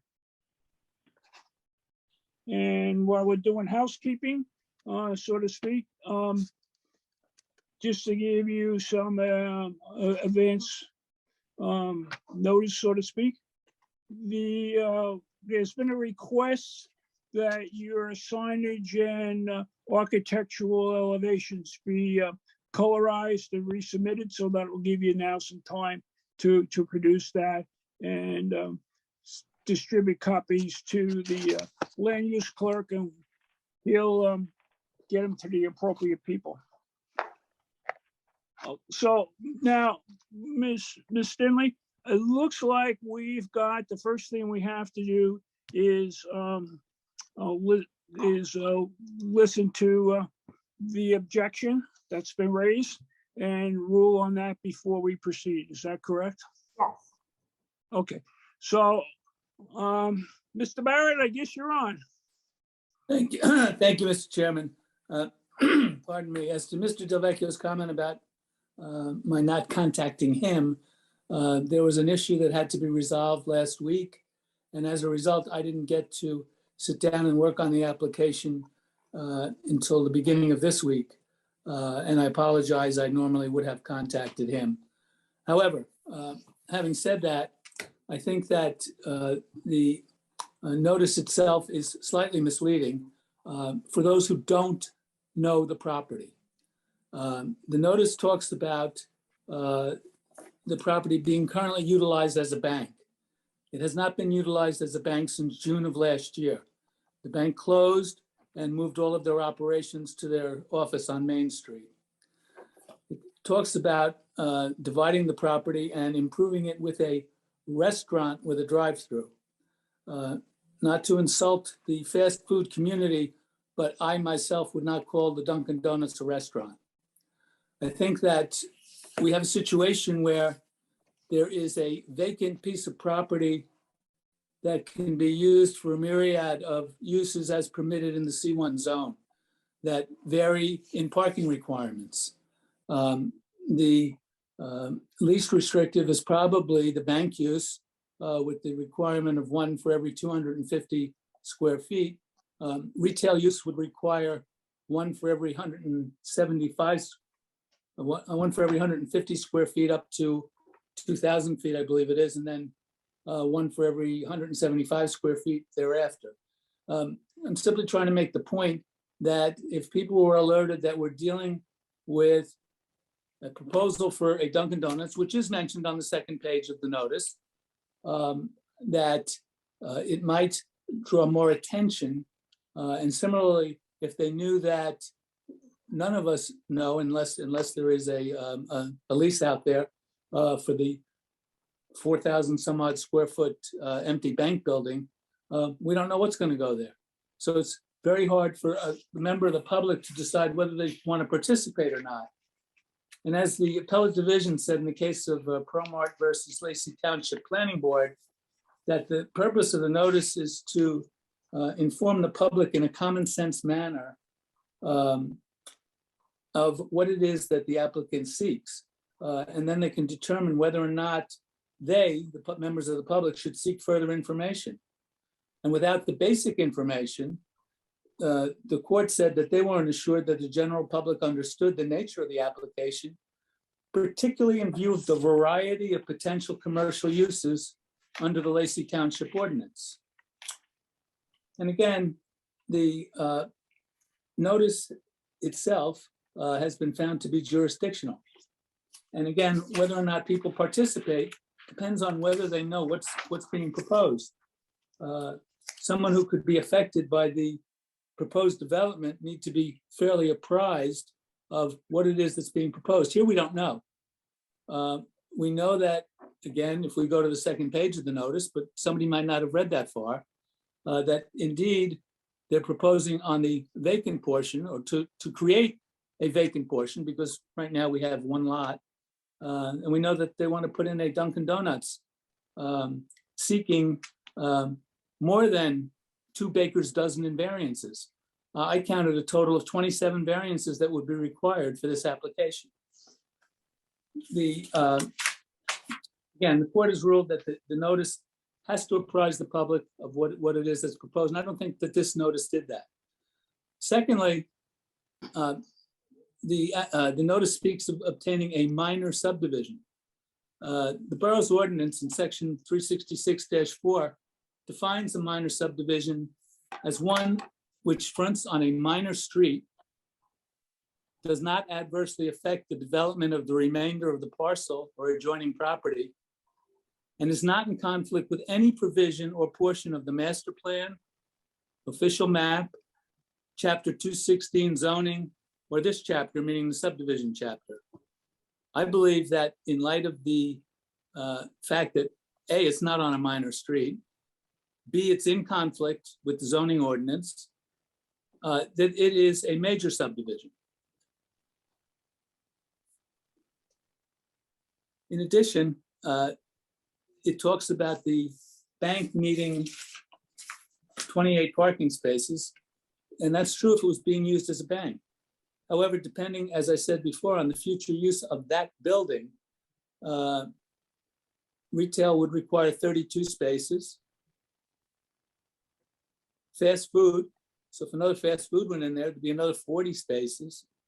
A community building would require 70 spaces. Medical offices would require 53 spaces plus 1 for each doctor. And then we have many other uses as well. So again, I think that if people knew that these things could occur, and none of us do, that they would have a heightened awareness of the application and might want to participate. So I think a more detailed notice should be required prior to the board commencing any hearings. Well, so you're proposing you're proposing a re-notification, is that it? Correct. Okay. All right. So let's get a ruling on this from our board attorney and our board planner. Mr. Merman, if I may, I would like to be heard on the issue on behalf of the applicant. Fine. Okay. Thank you. Well, I'd like to hear from our folks first, obviously. Okay, fine. So, Tom and Marina, can you give Mr. your Chairman, outlook? Mr. Chairman, just a point of procedure. I believe you said that you're looking for a ruling, but I think what we really just want to hear is comments at this point, so that then Mr. Del Vecchio can have the opportunity to respond to those comments before there's any formal ruling. Would that be fair? So noted. Yes, so noted. Yes. Mr. Chairman, can I just chime in for a second? I think in fairness, I think Mr. Del Vecchio should have an opportunity first to give his argument contrary to Mr. Barrett's, and then we can discuss it, because right now, just discussing one half of it, I don't think really. You're correct. You're correct. Okay. So let's hear from Mr. Okay. So I stand corrected, Mr. Delvecchio. I'll listen to you, and you can present your case first. Thank you, Mr. Chairman. Obviously, as the board is hearing this, I've only heard it for the first time now and have not had an opportunity to, to detail anything from Mr. Barrett's comments. However, I think I would start with the fact that Mr. Barrett's client is the Dunkin' Donuts current landlord and is upset that Dunkin' Donuts may leave as a tenant. It is no different than any other competitor objector, and I think the argument of concern about who might or want to or who may not want to hear this application rings a little hollow. I don't think they care who it comes to the door. It's really their objective and their pocketbook that they seek to protect in these hearings. The argument that Mr. Barrett points to is twofold. The first one, he suggests that the notice is not fulfilling in describing what the use is, and that's where he starts his presentation. But as he proceeds, he readily acknowledges that the nature of the use, that being a Dunkin' Donuts, is readily disclosed on the second page, but then quickly discounts that, saying that, well, somebody may not have read that far. Well, they're charged with reading the entire notice. They don't get to read the first few lines and supposed to glean everything that the notice is to provide. What the use is, what we believe it should be classified is readily disclosed in the totality of the notice, and that's what you need to review and consider when deciding whether or not notice is appropriate. I think in that light, the first argument fails on its own face in that the nature of the use is readily disclosed in the notice. By concession, Mr. Barrett recognizes it, but discounts it because somebody may not read that much of the book. That doesn't make the notice deficient, that makes the reader deficient.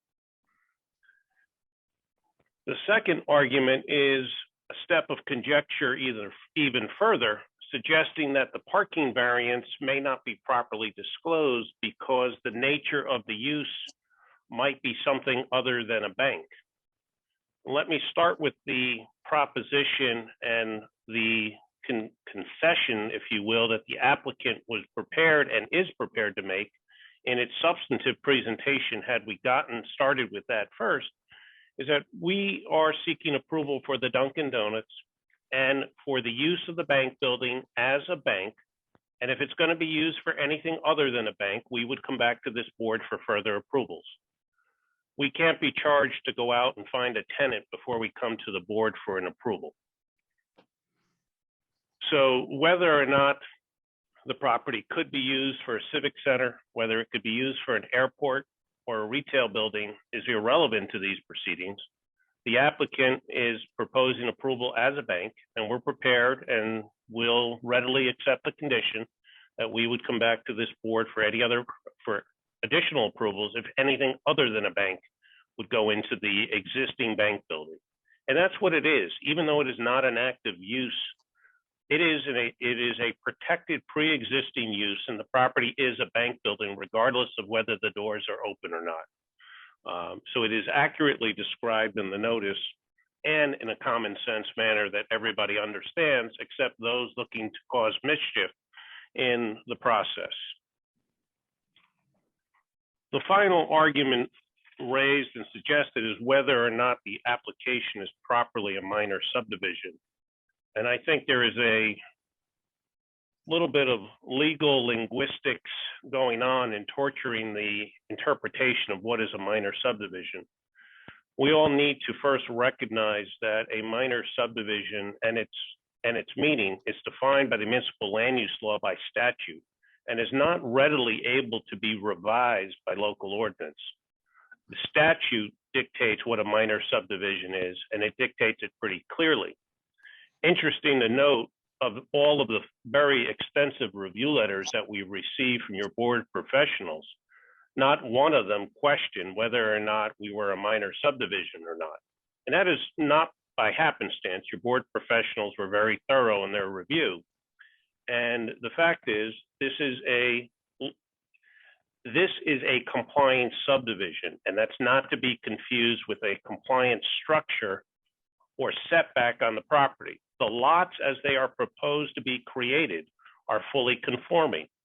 They conform. Yes, we have variances, but not as it pertains to the size and configuration of these lots. There is no basis to classify this as anything other than a minor subdivision. It was not called out as anything more than a minor subdivision in our zoning permitting process or in our initial completeness determination. We believe that the application was properly classified as a minor. We classified it as your board professionals indicated in their review letter that it was a minor. And in fact, as it pertains to the use variance, we have a disagreement on whether or not there is a true use variance, but we still required it and requested it and noticed for it in the alternative in our notice. Our notice is extensive, it is thorough, and it is complete. And this board has jurisdiction to proceed on the merits of this application. Thank you. Mr. Chairman, if I may, just one point. I didn't make up the definition of minor subdivision. I read it from the borough's ordinance. And it's very clear that in the borough's mind, the minor subdivision does not involve one which requires variances. It's what the ordinance says. And the lots are not at variance with the code. That's where the interpretation goes astray.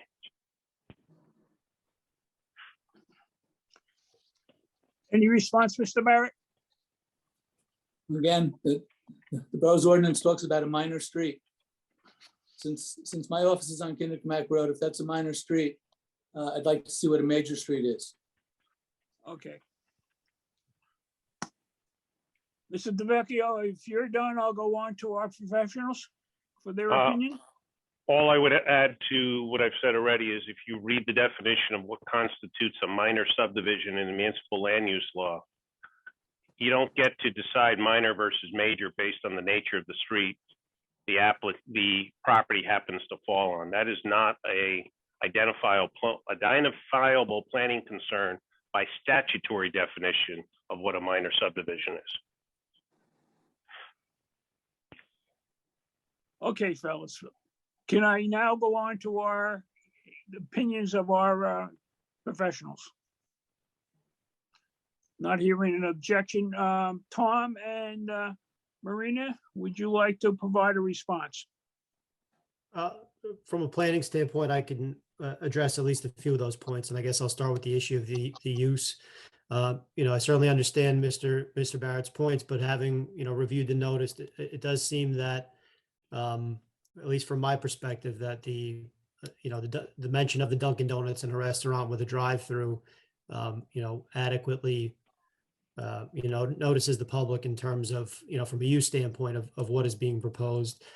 There was an interesting point raised separate apart from that issue about the classification of a minor subdivision and, whether or not that's an issue with the borough code.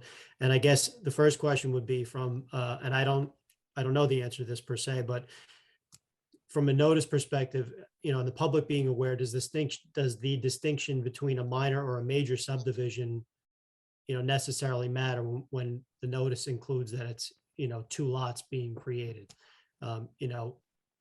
Does just the fact that a subdivision is being created matter, or do we have to stick with the borough definition? I'm looking at the municipal land use law definition of minor subdivision, and I'll read it verbatim so for the board's benefit. And again, this is in the municipal land use law.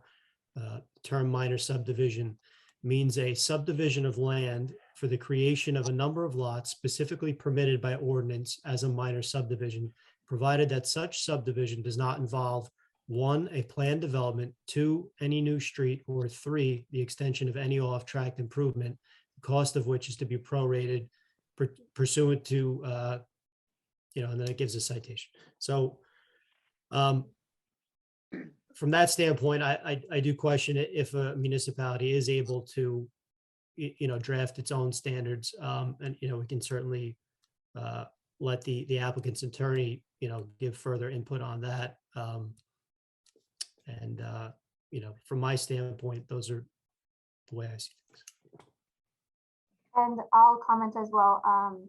With respect to the language in the notice that states the property is currently utilized as a bank, Mr. Barrett is correct that that's not correct at this time. The bank is vacant, but that is not necessary to the notice, and it's not deceptive, as the building is still a bank and could be utilized as a bank tomorrow. With respect to the minor subdivision language, the notice, that's not fatal to the notice as well, because this is a subdivision application. And with respect to the parking, as I stated before, with respect to the use, and as Mr. Delvecchio stated, right now, the application is for the proposed lot 4.02 to remain as a bank, and if any additional approvals are required or change in use, then the applicant will be required to come back before the board and renotice for any of those changes. So with all that, I do believe that the board has jurisdiction to proceed based on the notice that was provided by the applicant. Okay, Mr. Delvecchio, I'll give you a chance to discuss their opinions if you care to. I have nothing further to add to the Okay. comments I've already made. Thank you for the opportunity, though. Right, okay. So now I'm gonna ask for the completeness of the application review to proceed, and to either accept it as complete or accept it as it might have to be amended. If I may, Mr. Chairman, the board previously, earlier this evening, did vote to determine the application was complete. So I'm not sure that step okay. is necessary. Okay, is that the way I heard it, Marina? Yes, so the application, it has been deemed complete, so the board can make a decision as to whether, well, Mr. Delvecchio can make a decision as to whether he would like to renotice based on the board's comments and Mr. Barrett's comments. And then the board, if Mr. Delvecchio would like to proceed, then the board can make a decision as to whether they believe that they would like to proceed because they have jurisdiction, or you can decide that the applicant needs to renotice. So, Mr. Delvecchio, do you want to proceed or you want to renotice? Mr. Chairman, I am recommending to my client that we should proceed. I do not find any credible violation of the notice requirements being raised to jeopardize this board's jurisdiction. Thank you. Okay, so Tom and Marina, we will proceed. And the application is acceptable as submitted to all parties, apparently. Okay, so I guess the floor is yours, Mr. Delvecchio. You can start with your proceedings here. Don't have a heck of a lot of time left tonight, but Mr. Chairman, can I interject? And now that we're past the notice, and again, I know Mr. Barrett, Mr. Delvecchio, good evening. Certainly, we know each other for quite some time. Good evening. I think before we really allow the applicant to start his presentation, one major comment, and again, Tom touched on it earlier when it was for the completeness, is the county.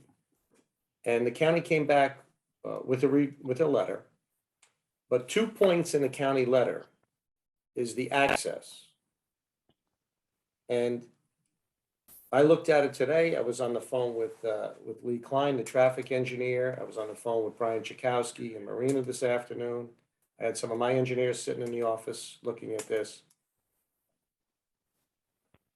This configuration is going to change drastically. So you can certainly proceed, but I think the plan you're looking at tonight is not going to resemble the actual plan that this board would even vote on, because it's going to be drastically different. So that's up to the board. If the board wants to hear testimony and hear testimony on a plan that, quite frankly, is not going to be the plan, I think the board would be wasting some time. But Andy, jump in. You can make a decision. You're representing your client. Again, that's how I take the review letter. I haven't spoken to the county engineer or the county planner. I can certainly do that tomorrow morning. But based on what I read and based on the actual plan itself, I don't think this is going to be the plan. And just to go back to that point, I think one of the first items that the applicant's counsel needs to address before the board is the D variance, and that doesn't require review of the site plan at the moment, because the applicant did request did notice for an appeal of the zoning officer's determination regarding the D variance. So that's a decision that needs to be reviewed first. So you're suggesting that the D variance potential should be reviewed first, and argued first? Yes, whether or not the Okay. applicant requires a D variance. Okay.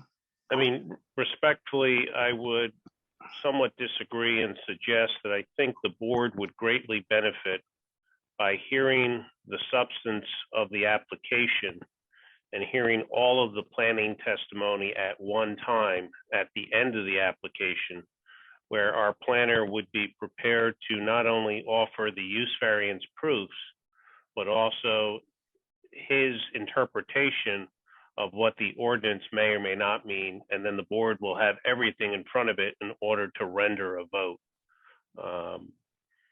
It's kind of disjointed to have planning testimony taken out of the context of an application without understanding what the application is first.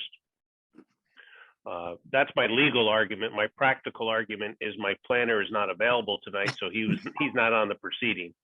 Okay, that's fine. I just want to put that out there as an option for you if you wanted to address that issue first, and then, but if it's going to be incorporated in the remainder of the testimony, that's fine as well. Yeah, I'm not giving anything away, but you know, I've done this a couple of times before. I know where the board usually ends up when it's choosing between me and its board professionals. So I'm assuming where the board is going as I make my presentation, and we'll plan accordingly as I make that presentation. Okay, thank you. All right. So back, Mr. DeVecchio, we're back to your presentation, your schedule. I would imagine that in the meantime, between tonight and February 28th, you will get to review the county letter.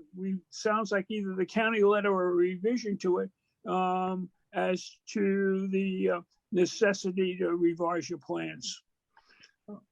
As with any application, you know, the plan that comes in the door usually ends up with a lot of thumbprints, handprints, elbow prints on it before the final plan is, you know, created and ready for a vote.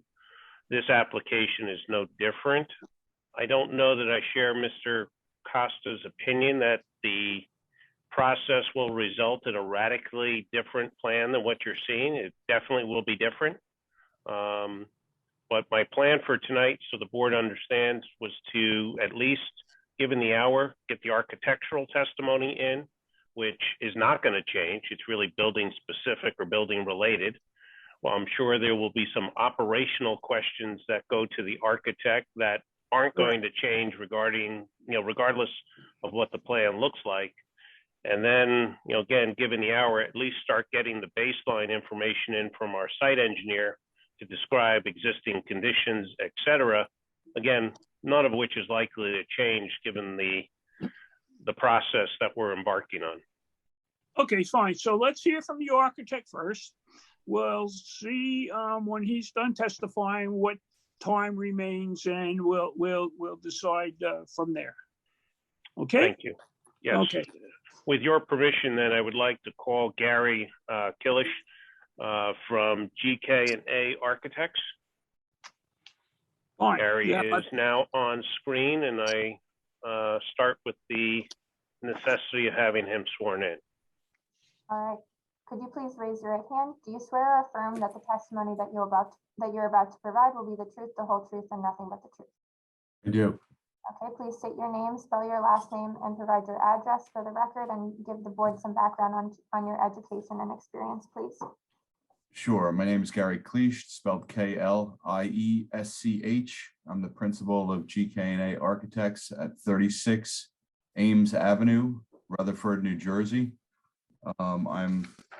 My primary license is in New Jersey. I'm licensed in 18 states on the East Coast.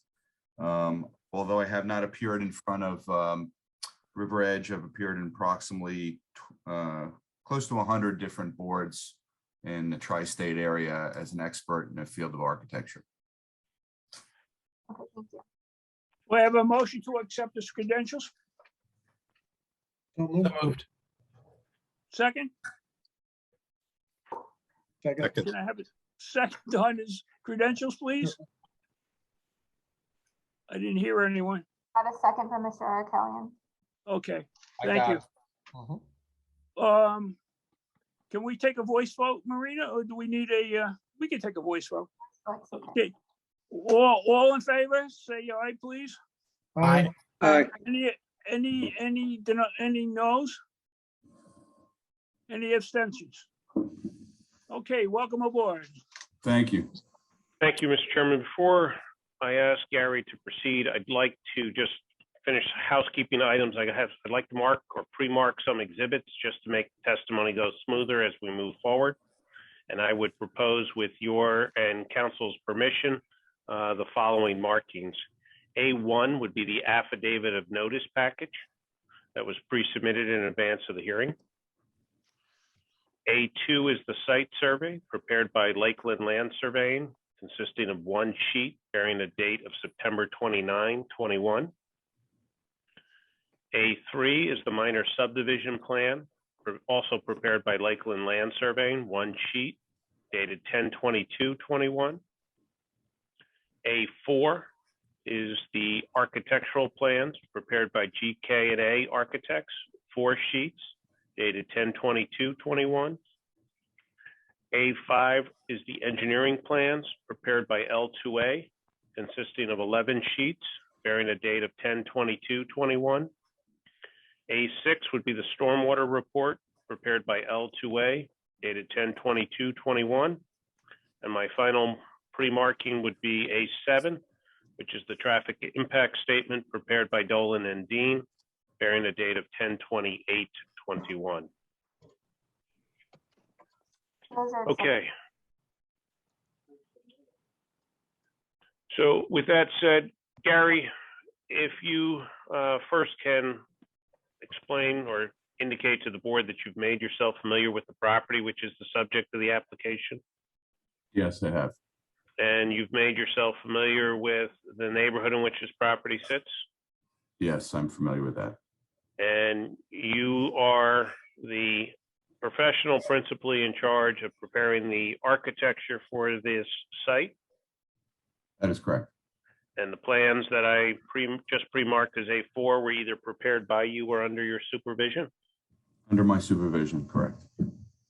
And you've had experience in preparing plans and building buildings for use by Dunkin' Donuts franchises, correct?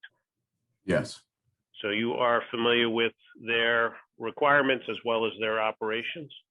that is correct. All right. Can you first provide to the board an explanation of how you approach this project?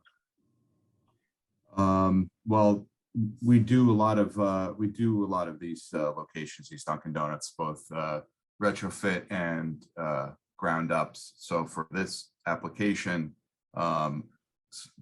probably because of the pandemic mostly, but Dunkin' Donuts is primarily looking for locations with drive-throughs.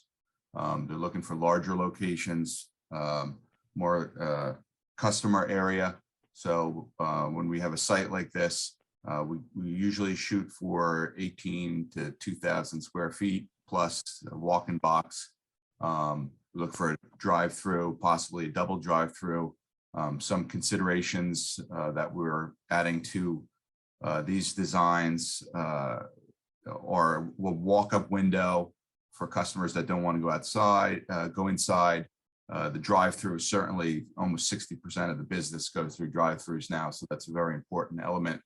And there's a number of new features that Dunkin' has come up with, which is order app pickup, and there's a touch screen board, so you could go in, you don't have to have contact with an employee. You could order from a screen and just pick up at the end of the line. When we take all of that into account. And there are certain requirements that Dunkin' imposes on their franchisees. Yes. And one of those items you had indicated was a newfound encouragement for their sites, both existing and new, to attempt to find the ability to provide drive-throughs for a service level at the site. Yes. And is that one of the reasons why the existing Dunkin' Donuts, which is located next door on the objector's property, is seeking to, find a new location, is to comply with that requirement?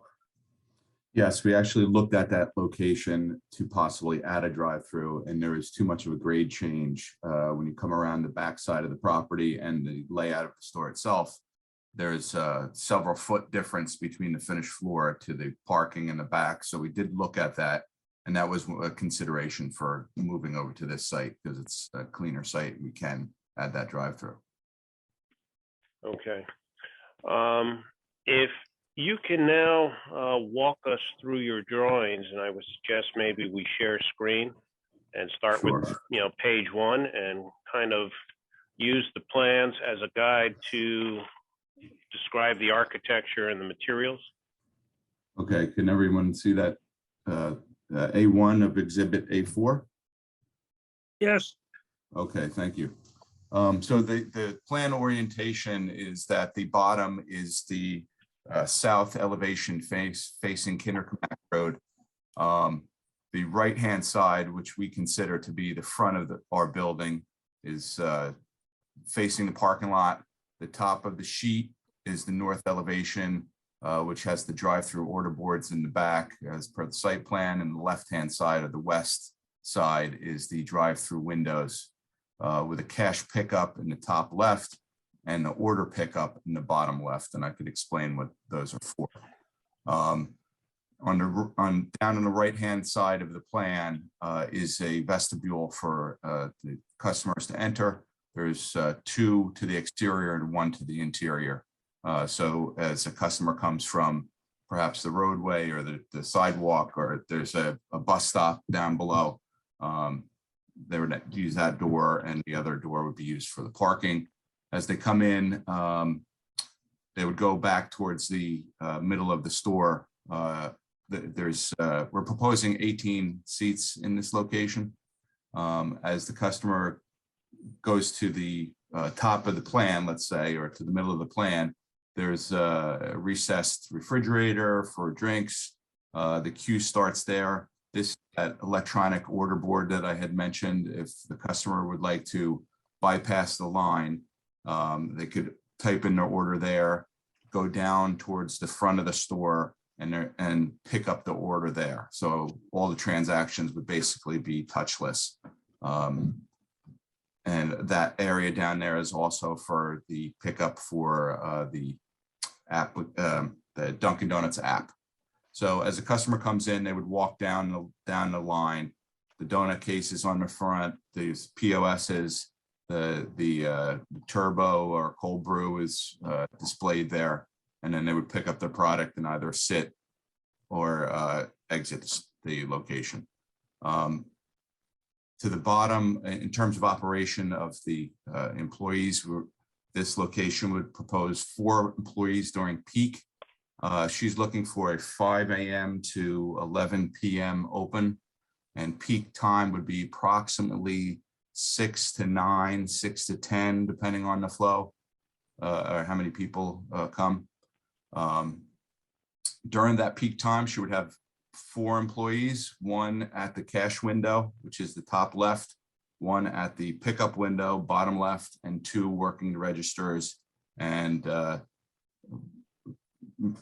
basically putting the food together and preparing it and getting it ready to go out. During off-peak times, you would taper down to 3, and then in the evenings have 2 employees. They would basically close down the cash window, which is on the top left, and just have the concentration of employees down towards the bottom left. We also added, this is a new feature for Dunkin' that was kind of triggered by the pandemic, a walk-up window that's merely adjacent to the product pickup of the drive-through window, but on that front elevation facing Kinderkamak, not in the traffic, obviously. But that would be, again, if someone does not feel comfortable going in the store, they can place an order either in their app or through that window and pick up at that window. As I move to the top of the my sheet A1, exhibit A4, this is the back of house or the kitchen. It's really a prep area. There's no cooking on premises. There is a electric oven that is used to finish off partially cooked bagels and muffins. It's an electric oven. There's no frying or cooking of any kind. In the back right-hand corner is the delivery door, which will be used both for paper products, which are delivered with a straight bed truck, which is 24-foot long straight bed truck once a week. And the donuts, since they're not being made here, they'll be delivered in a straight, like a passenger van, which will park in the just the regular parking spaces. That usually comes once early, first thing in the morning before they open. And if hopefully business is great, they would come again in the afternoon. And that's delivered from a central kitchen that she is part of. It's like a commissary kitchen. In the back or the top of this plan, there is a external walk-in box. So basically the proposed square footage is 2,138 for the actual building itself. The walk-in box is 174 square feet, and so the total is 2,312 square feet proposed for the entire building. Let me just check my notes here and see operation time. Okay.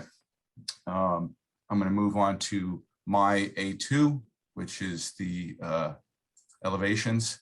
On this sheet, the top elevation is actually the east elevation. So this is facing the parking lot.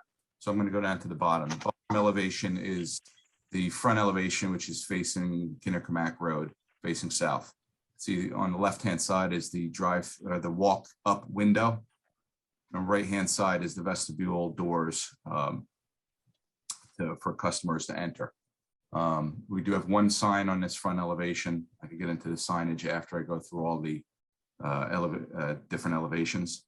But I'll speak while I'm on this. I'll speak about the finishes.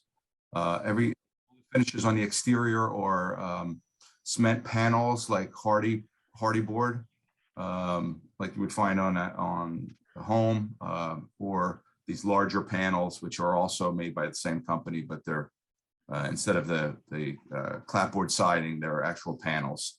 And there's also metal trim, painted metal trim that runs as decorative elements along the top and coping and so forth. When I move to the top elevation, which is the east facing the parking lot, there's 2 signs proposed. One is a DD sign, and the other is River Edge runs on Dunkin', which is a tagline of Dunkin' Donuts. And to the right, you start to get to the rear and you can see the walk-in box. The colors of the building, everyone should be aware of, hopefully, but they're pink and orange for the accent colors. There's a orange band of metal that runs along the over the windows and acts as a canopy as well. The primary color is a medium gray with white above the windows. I will move to the second page, which are the following 2 elevations. So the elevation on the top is the west elevation, or the elevation that has the drive-through windows. So the first window on the left-hand side is the cash window. The second window is the pickup window. Again, we're proposing a DD sign above the drive-through pickup window. And then the elevation to the bottom is the rear elevation with the, you can see the walk-in box and delivery doors, ladder to the roof and so forth. I do have some signage details on here, and the following page, which is A4, is all the site signage, Century Bar, directional signs, drive-through menu, pylon sign. I'm just going to jump back to A3. Actually, I'll go back to, do you want me to go through some of the variances at this point, or? Before we do, Gary, do you have your colored version of the elevation?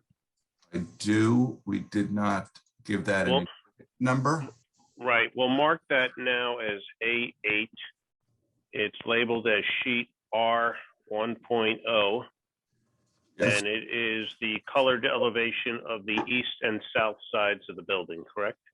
That is correct, and it's dated 10/22/21. Thank you. Can you tell us what we're looking at? Sure. That is correct. The top elevation is the Kinnickermack Road, or the south elevation of the proposed Dunkin' Donuts. The storefront is silver with clear anodized, clear insulated glazing. The vestibule is to the right, as indicated on the elevations, and you can see the orange band, which acts as a canopy. This is metal. There's a metal band that goes over the basically to pick up windows, the drive-through window and the walk-up window, and with a sign as indicating walk-up. You can see the gray and white color tones that I mentioned. The monolith, or the tower that is above the glass, is metal trim, cement board.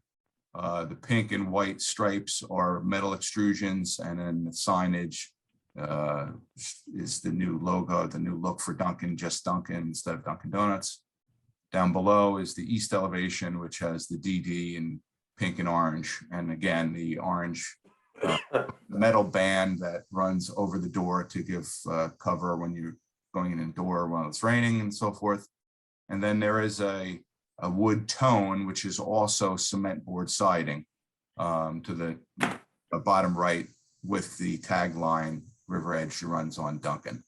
So this is the new color palette and the color scheme for the Dunkin' Donuts. Okay, and I think there was a request before we officially started the hearings tonight that we produce, colored elevations. Obviously, we've produced just now in the form of A8 elevations for the east and south side, and if at the conclusion of tonight the board would like to see the other two elevations, those could be produced for the next meeting, correct? Mr. Delvecchio, as previously requested, would you be kind enough to submit copies to the borough for the board members? Absolutely. Please? Okay. Yeah. Yes, please proceed.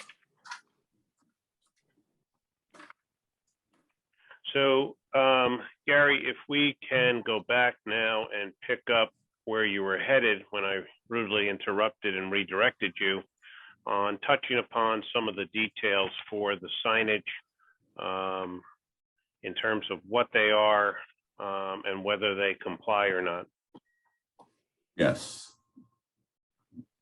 Just taking a little bit. Here we go. Okay. So this is A2 of exhibit A4, which is my elevations and my signage data. The first section on the top of this data chart is the south facing elevation, which is on the bottom graphically.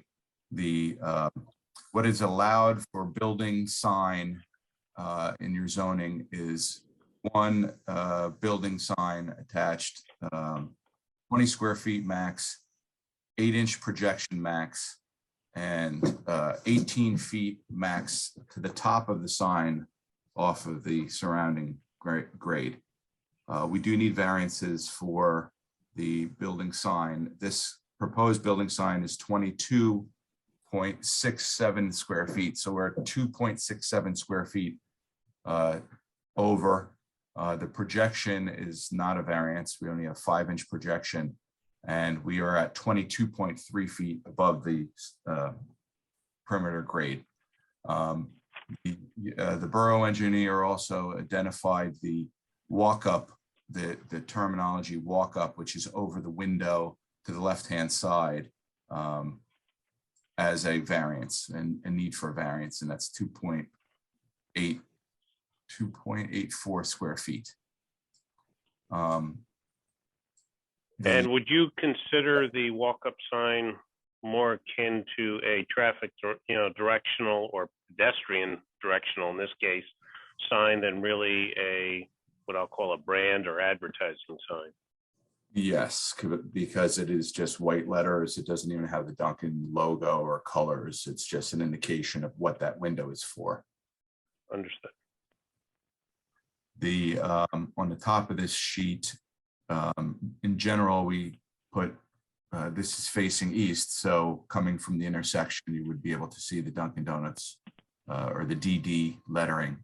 This is facing the parking lot. This is what we consider to be the main entrance to the facility. We will need a variance for the DD sign because the zoning only permits a sign facing the road. But if we were to apply the same allowances for the sign facing the road of 20 square feet, 8-inch max projection and 18 to the top, we would not need a variance for the size. It's only 17.4 and it's 16.3 to the top of the sign from the grade. And the projection again is only 5 inches. So although we need a variance for that second sign, we do not, it complies to the core of the zoning requirements. Also the tagline, which is non-illuminated, it's vinyl letters that are stuck on the side of the building, River Edge runs on Dunkin', was also marked as a variance for square footage. And I mean, the projection is, it's like a ½ inch. It's a vinyl applied letters. So we do need variances for those. For the square footage combined, we would need it, but also the fact that it's more signs just on Kinderkamak. I do feel that, again, that is the front of our building or the Dunkin' design. That's the parking lot. These are critical to the design of the Dunkin' Donuts. If I go to the second page or this is A3 of my drawings of the exhibit A4. This is the west elevation, which is above the drive-through, which can be seen driving on Kinderkamak West. We were proposing again a DD letter sign. Again, it needed a variance for an additional sign, but that sign does meet the requirements of the zoning. It's an additional sign. There's no signage proposed on the rear. And I believe the engineer had a bunch of, I don't know if I need to address the signage for the Century, for the menu, those types of things, or am I just speaking about the building itself? I'd like you to at least identify what they are and their size, I believe. And okay. I think the category of signs you're about to go in, would you agree, are really more traffic directional and control signs related to the drive-through operation than they are branding signs? Yes, I would absolutely agree with that. I was a little bit surprised at some of the comments that these are variances because of the type of sign, and they are directional signs. And on my sheet A4, on the top, I'll start at the top left. These are the directional signs. Not all these signs, not all these signs will be used. Computer's a little slow. These are all the different types of signs that that Dunkin' does provide, although we only have 3 signs proposed on the site. I believe it's drive-through, enter, and exit. The signs were tagged as a directional signs. 2.75 square feet per sign, and the height of sign above grade at 4.83. I believe we're allowed 2 square feet per directional sign. I'm not sure what the variances are for. I apologize, but those are variances. This is the Century sign. As cars are entering the drive-through, they do not hit the canopy. These will be above the drive-through menu boards that basically just indicate that this is a drive-through. Your engineer, or I should say, Mr. Costa, had listed both the drive-through, the words drive-through, and the words clearance 9 feet with this clearance bar. The purpose of this bar is to keep a truck or a van that's too tall from hitting the building or the overhang at the drive-throughs. That lettering was indicated as a variance, and the drive-through lettering was indicated as a variance. I would consider these just directional signs. They don't say Dunkin' Donuts. Other than the arrows here, they don't have any color. They're white. Towards the bottom of that sheet, there's a number of signs down there. There's a pylon sign. Pylons are not permitted in this zone. So the sign itself would be a variance. It says Dunkin' drive-through. It's 15 feet to the top. It's 19.86 square feet. This would be considered a variance. To the right of that is the preview menu board. That is also considered a variance. That is 15.63 square feet. And the purpose of this is while you're waiting in line to order, you're basically seeing some of the combinations and specials that they might have for that month while you're waiting to order. As I move up on the page to the top middle, this is the drive-through menu, digital menu board. That is also considered a variance. The area is 22.9 square feet. This entire sign is facing backwards, it's facing north. So all the graphics are facing the retaining wall basically, or at least towards the bank retaining wall, that direction to the right. And this indication for the walk-up lettering that's above the walk-up window on the front of the building is also considered a variance. And that's 2.8 square feet, white letters on that orange band. Preview directional digital board clear. I believe that's it. Okay. Mr. DeVecchio? Yes, Mr. Chairman, at this point, go ahead. From a sign standpoint, I think I would prefer to take all the signs, both building and site, at one time. So I would at this point like to move on and get comments from the board members. If I know it's getting late, but let's see what we can squeeze in. Understood. Okay.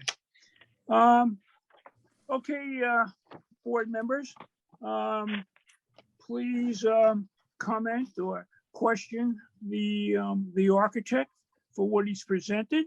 And I'll start with Eileen Bowen. Okay. The signs, the Dunkin' signs and the DD signs, are they the only size that you have, or have you been asked to reduce them in other towns? I believe since they're internally illuminated, I don't think they have. I would have to look into that, to be honest with you, because this is a new design, so I'm not 100% sure, but I know these are standard sizes that we're proposing. But I can that. Any other That's the only question I have for now. Okay. Mr. Pfeffer.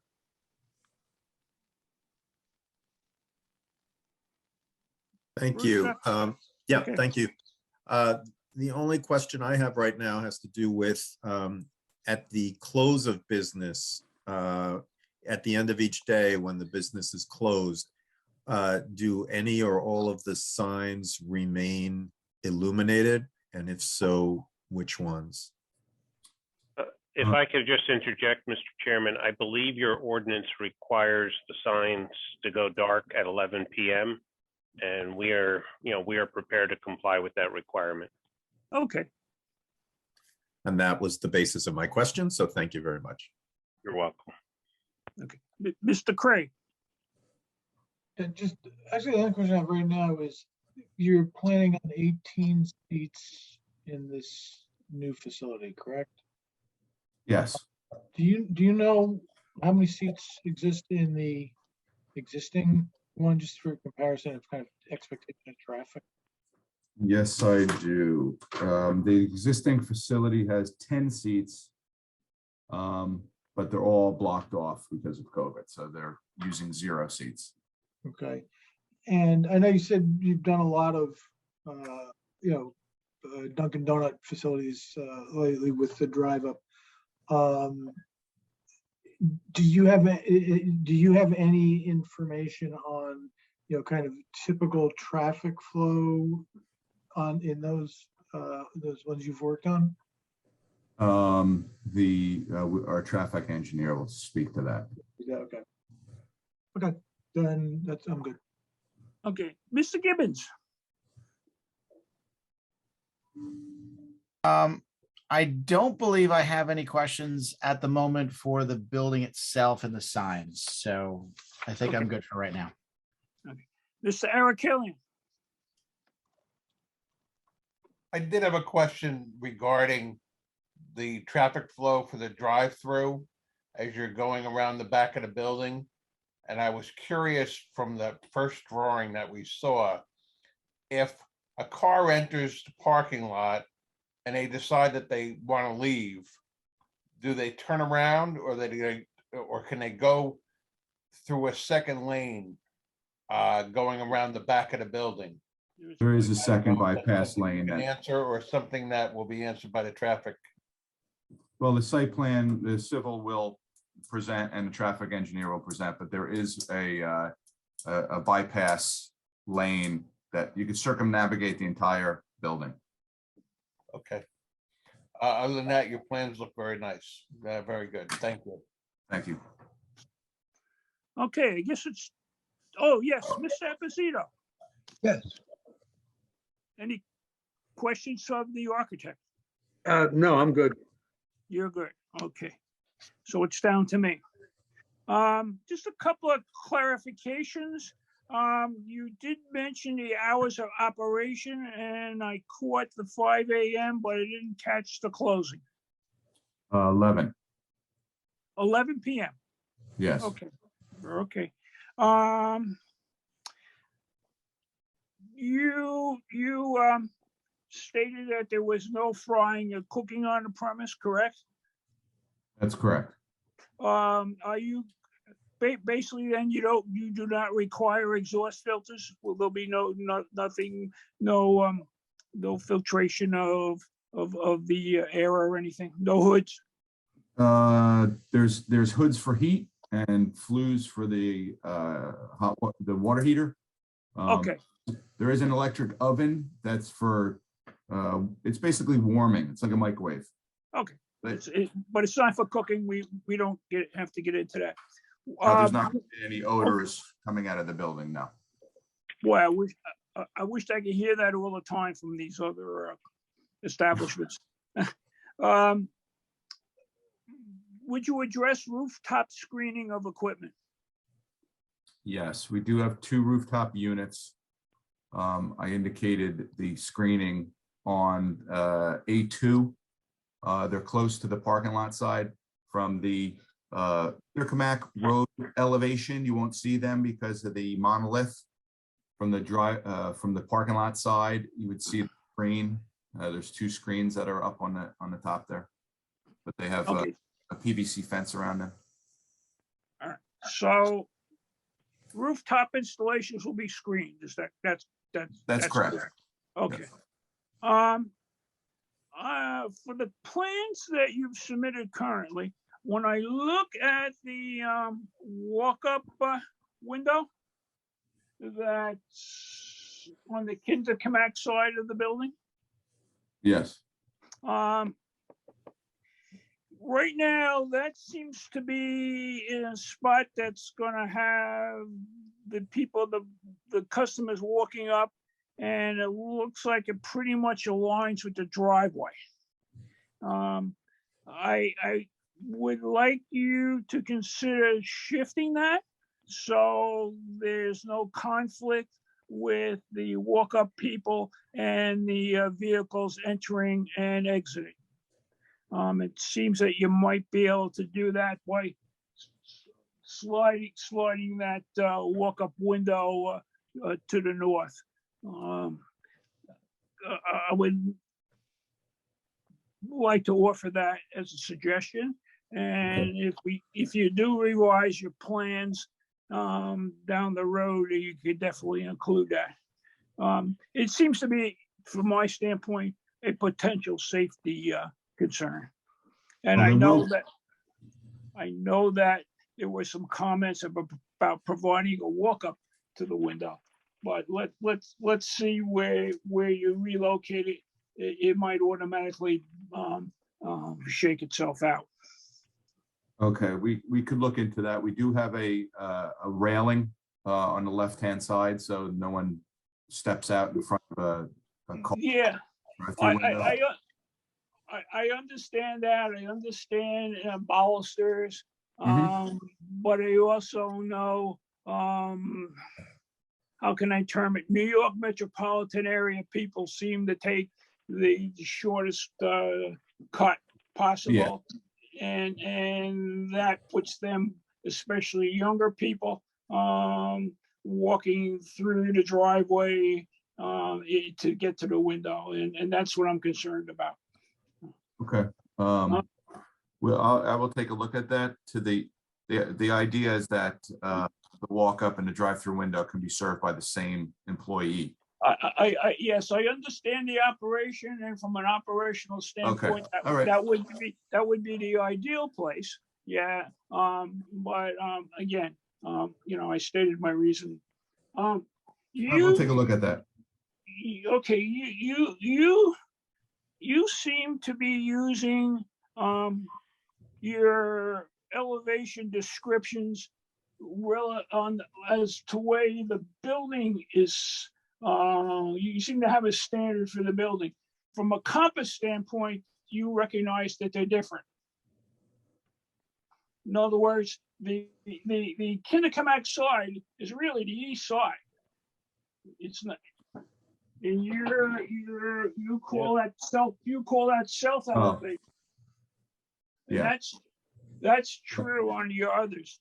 And what I would do from a compass standpoint, go check the L2A drawings. You'll see the site plan has it set to the compass.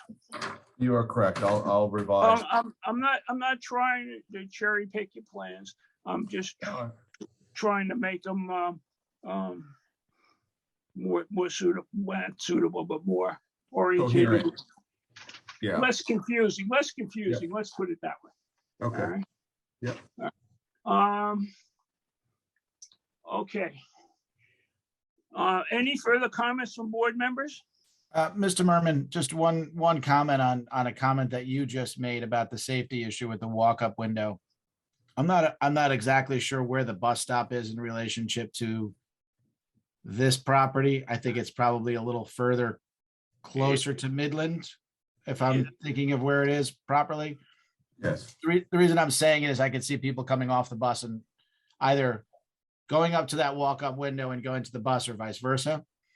And possibly instead of having that window moved, if there could be some sort of more sturdy banister there to block people from walking straight across, and potentially some sort of striping or something to, as the people are pulling in and going right, that they would be aware of people that might be walking across to that window. I'm not sure if that makes sense.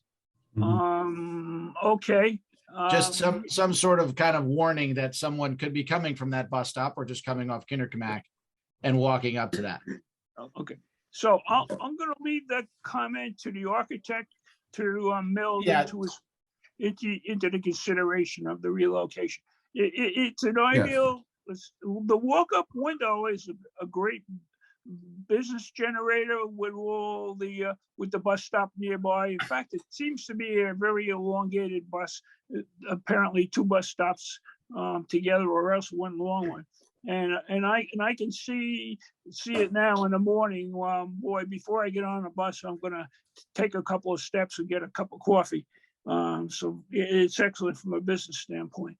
Mr. Chairman, I'm not sure how far it's being relocated, but from what I read in the Bergen County report, they're going to require the bus stop to be relocated further To the further north. property. I think they said 20 feet to the north, if I recall. Yeah. Yeah.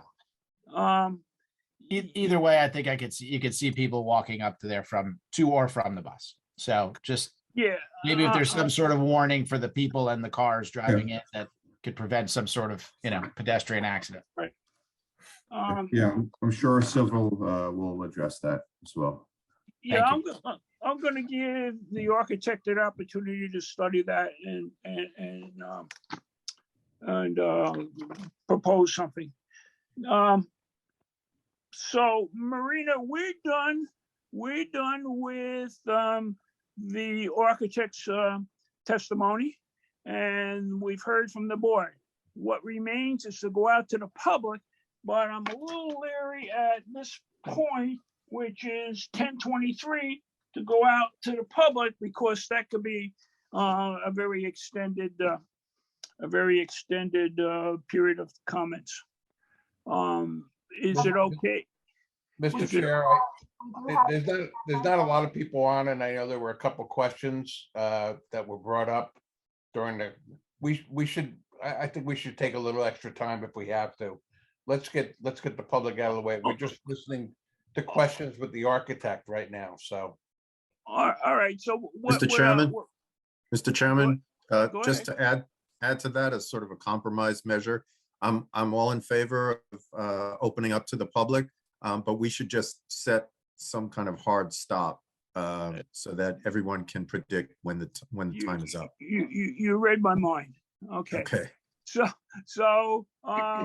what I'm going to do is I'm going to entertain a motion to open it to the public, and the public's questions will be limited to only the architect's testimony, absent any signage. And I will put a time limit. It's now 10:24. Let's say 10:45 maximum. Okay, and just to add on to that, if this application will come back on which date, so then the members of the public know when to come back and complete their comments? Yes. At that point, we can also entertain additional comments, if any, from the public on the architect, if any, and we'll work out how we can do that. Okay, So and that's on February 23rd. February 23rd. Right now, the application will be the only application on board. It's a continuing application, so it will be the first one on the agenda. Okay? Now we can do a motion to open to the public on those limited circumstances. So moved. Second. And Marina, you'll read the procedure to the public. All right, so you can raise your hand by pressing *9 on your phone or the raise hand button on Zoom. And please state your name, spell your last, and state your full name and provide your address for the record, and limit your comments to just the architectural testimony. And I don't know if Michelle's on. I can't allow them to speak. I'm not the host. Yes, so Marilyn is up. Yeah, hi, can you hear me? Yes. Yeah, okay, so we own the property adjacent, Could you please state your full name and provide your address, please? okay? The address is 107, 109 Midland Ave. Okay, and your name, please? I'm sorry? Your name? My name is Marilyn Benson. Thank you. Okay, you can proceed with your comment. Okay, so we border on both the bank property and the existing Dunkin' Donuts property. Okay, first I'd like to comment that we only received this notification less than a week ago. And basically with COVID, it is very difficult to try to ascertain what's going on. We've been down trying to get the plans for a couple of times now, and we just recently got them today. So, I mean, the notice that the public, I think, needs more notice to know what's happening, I think is a very valid point. That's one thing I'd like to say. I'm concerned about the water flow. We've already had, there's retaining walls, and there has been water flow that's been blocked on both sides already, causing a problem. We're limiting the questions only to the architect's testimony. There'll be Okay. other times at the end of this application where the public can state any comments that they haven't made to the other presenters, the other professionals. So please limit it to the architect, and you will Okay. get a chance at another time to state any other concerns. Okay, so if I was to ask a question, like, for example, as to how close the dumpster is going to be to the property line, things like that, is that allowed or is that not? It's part of the operation, so I would assume that you probably could. Go ahead. Yeah, okay, so that's one of the questions I have. I'm looking at the plans. It looks like there's a box there towards the back of the property line there. I don't know what that box is. Mr. Chairman, if I could interject, that's going to be something our civil engineer will be prepared to answer. That's outside of the architect's design scope. So go ahead. Okay, I mean, there's residents. It's an 8-unit apartment building. So there are residents living there. So I guess the question is in terms of the lighting too. You're talking about having signs in the back there. The lighting, it will be the site engineer also. Okay, so basically I'm not asking my questions at the right time. Is that?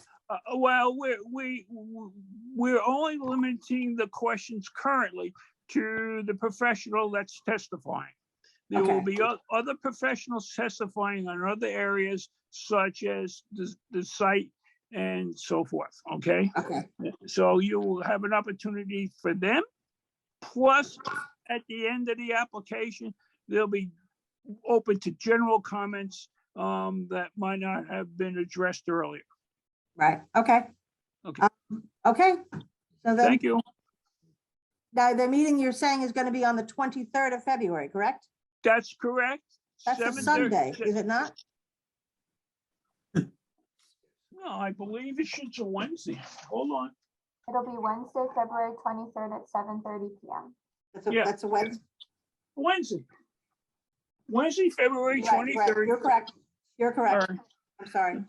Okay. Yeah. Okay. Thank you. All right, thank you. Next up is Matthew Corwin. And just for the board's notice, before Mr. Corwin speaks, the applicant did mail the notice within the statutory timeframe. The receipt of the notice isn't a consideration. Good evening again, Matthew Corwin, located at 57 Bloomfield Avenue. My street is one of the ones directly opposite. So as a homeowner in this neighborhood, I do appreciate the diligence of the submission and the drawings and the redevelopment of the property. I'll try. So I appreciate that. I do have some concerns about traffic, which I will obviously leave to another evening since that was not part of the architect's scope of testimony tonight. But I also did want to just chime in quickly because a couple of the board members spoke about the walk-up window, and I think that's a marvelous idea. I think it's terrific in that it creates our community's goal of sort of being a more walking community. I've taken that bus into Manhattan many times. I could see myself walking up to that counter. The one comment that I make as far as the walk-up, I share the concerns about safety, in particular with our youth. The existing Dunkin' Donuts I've observed over my time here has been a place where our youth congregate, both before school and after school, and often ride bicycles there.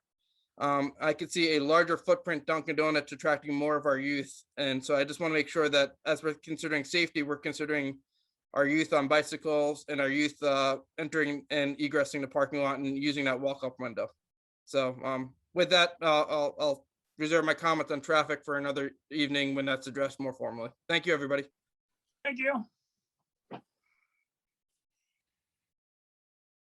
So just of note, the application materials are available on the borough website. Anyone can access them, or they could contact Ed Alter, our board clerk.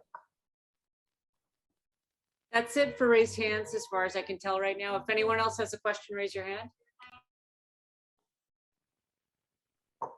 Mr. Chairman, I did have a couple for the architect while he's here. I suspect if we wrap up, he may not be here for the next meeting.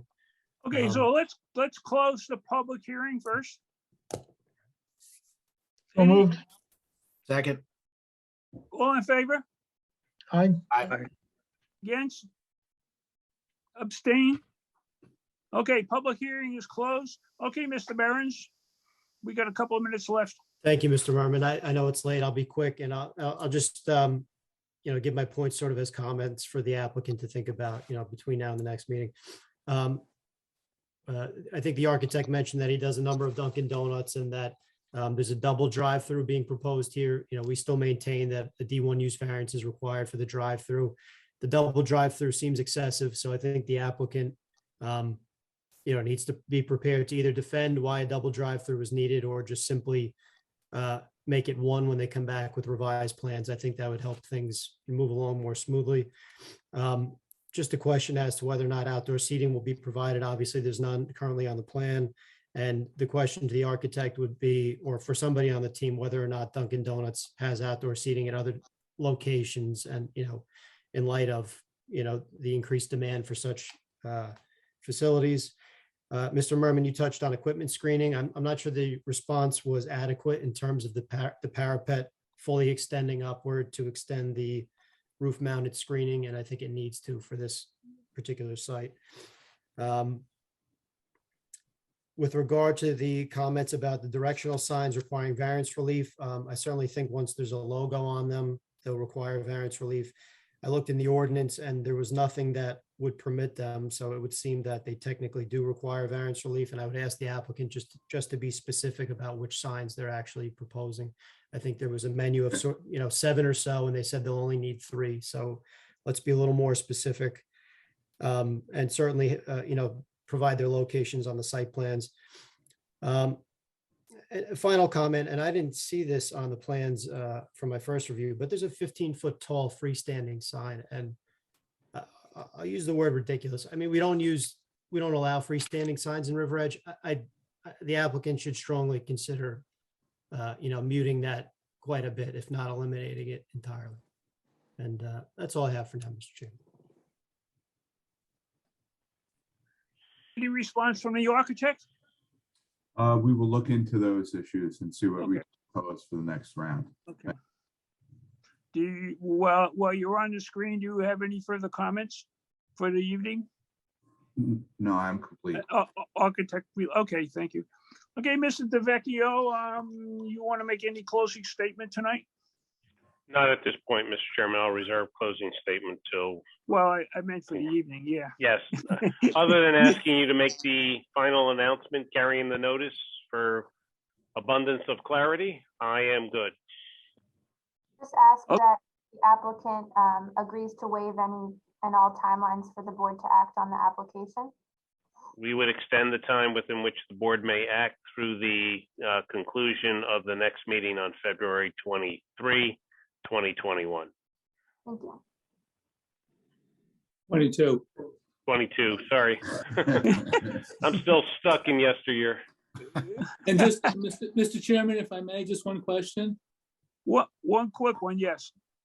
Well, first of all, I have to compliment you. I had the same comment as you did. I was disoriented there with the east, west, and north and south. But be that as it may, I assume since the architect's looking into things, he will be back That's at correct. the next meeting. All right, thank you. That's it? That's it. Okay, so not hearing anything further, I'll entertain a motion to adjourn the meeting. So we need a motion to carry this or no? Well, it will be carried, yes. We're gonna kick, well, it's all, no, we're closing out tonight's meeting. Just Just for asking. the record, this application will be carried to the February 23rd, 2022 meeting at 7:30 p.m. So I'll second to close the meeting. Okay, can we have a roll call vote, please?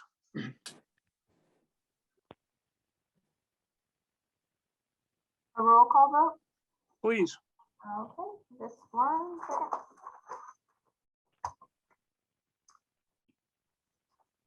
I think you could do an all in favor on this.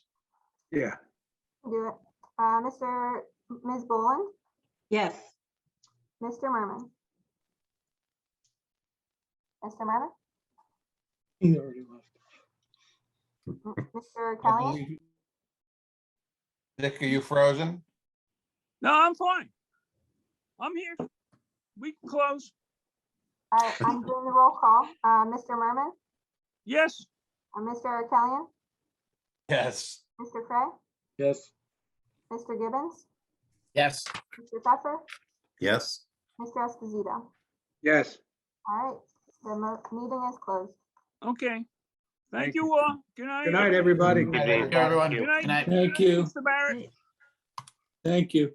Okay.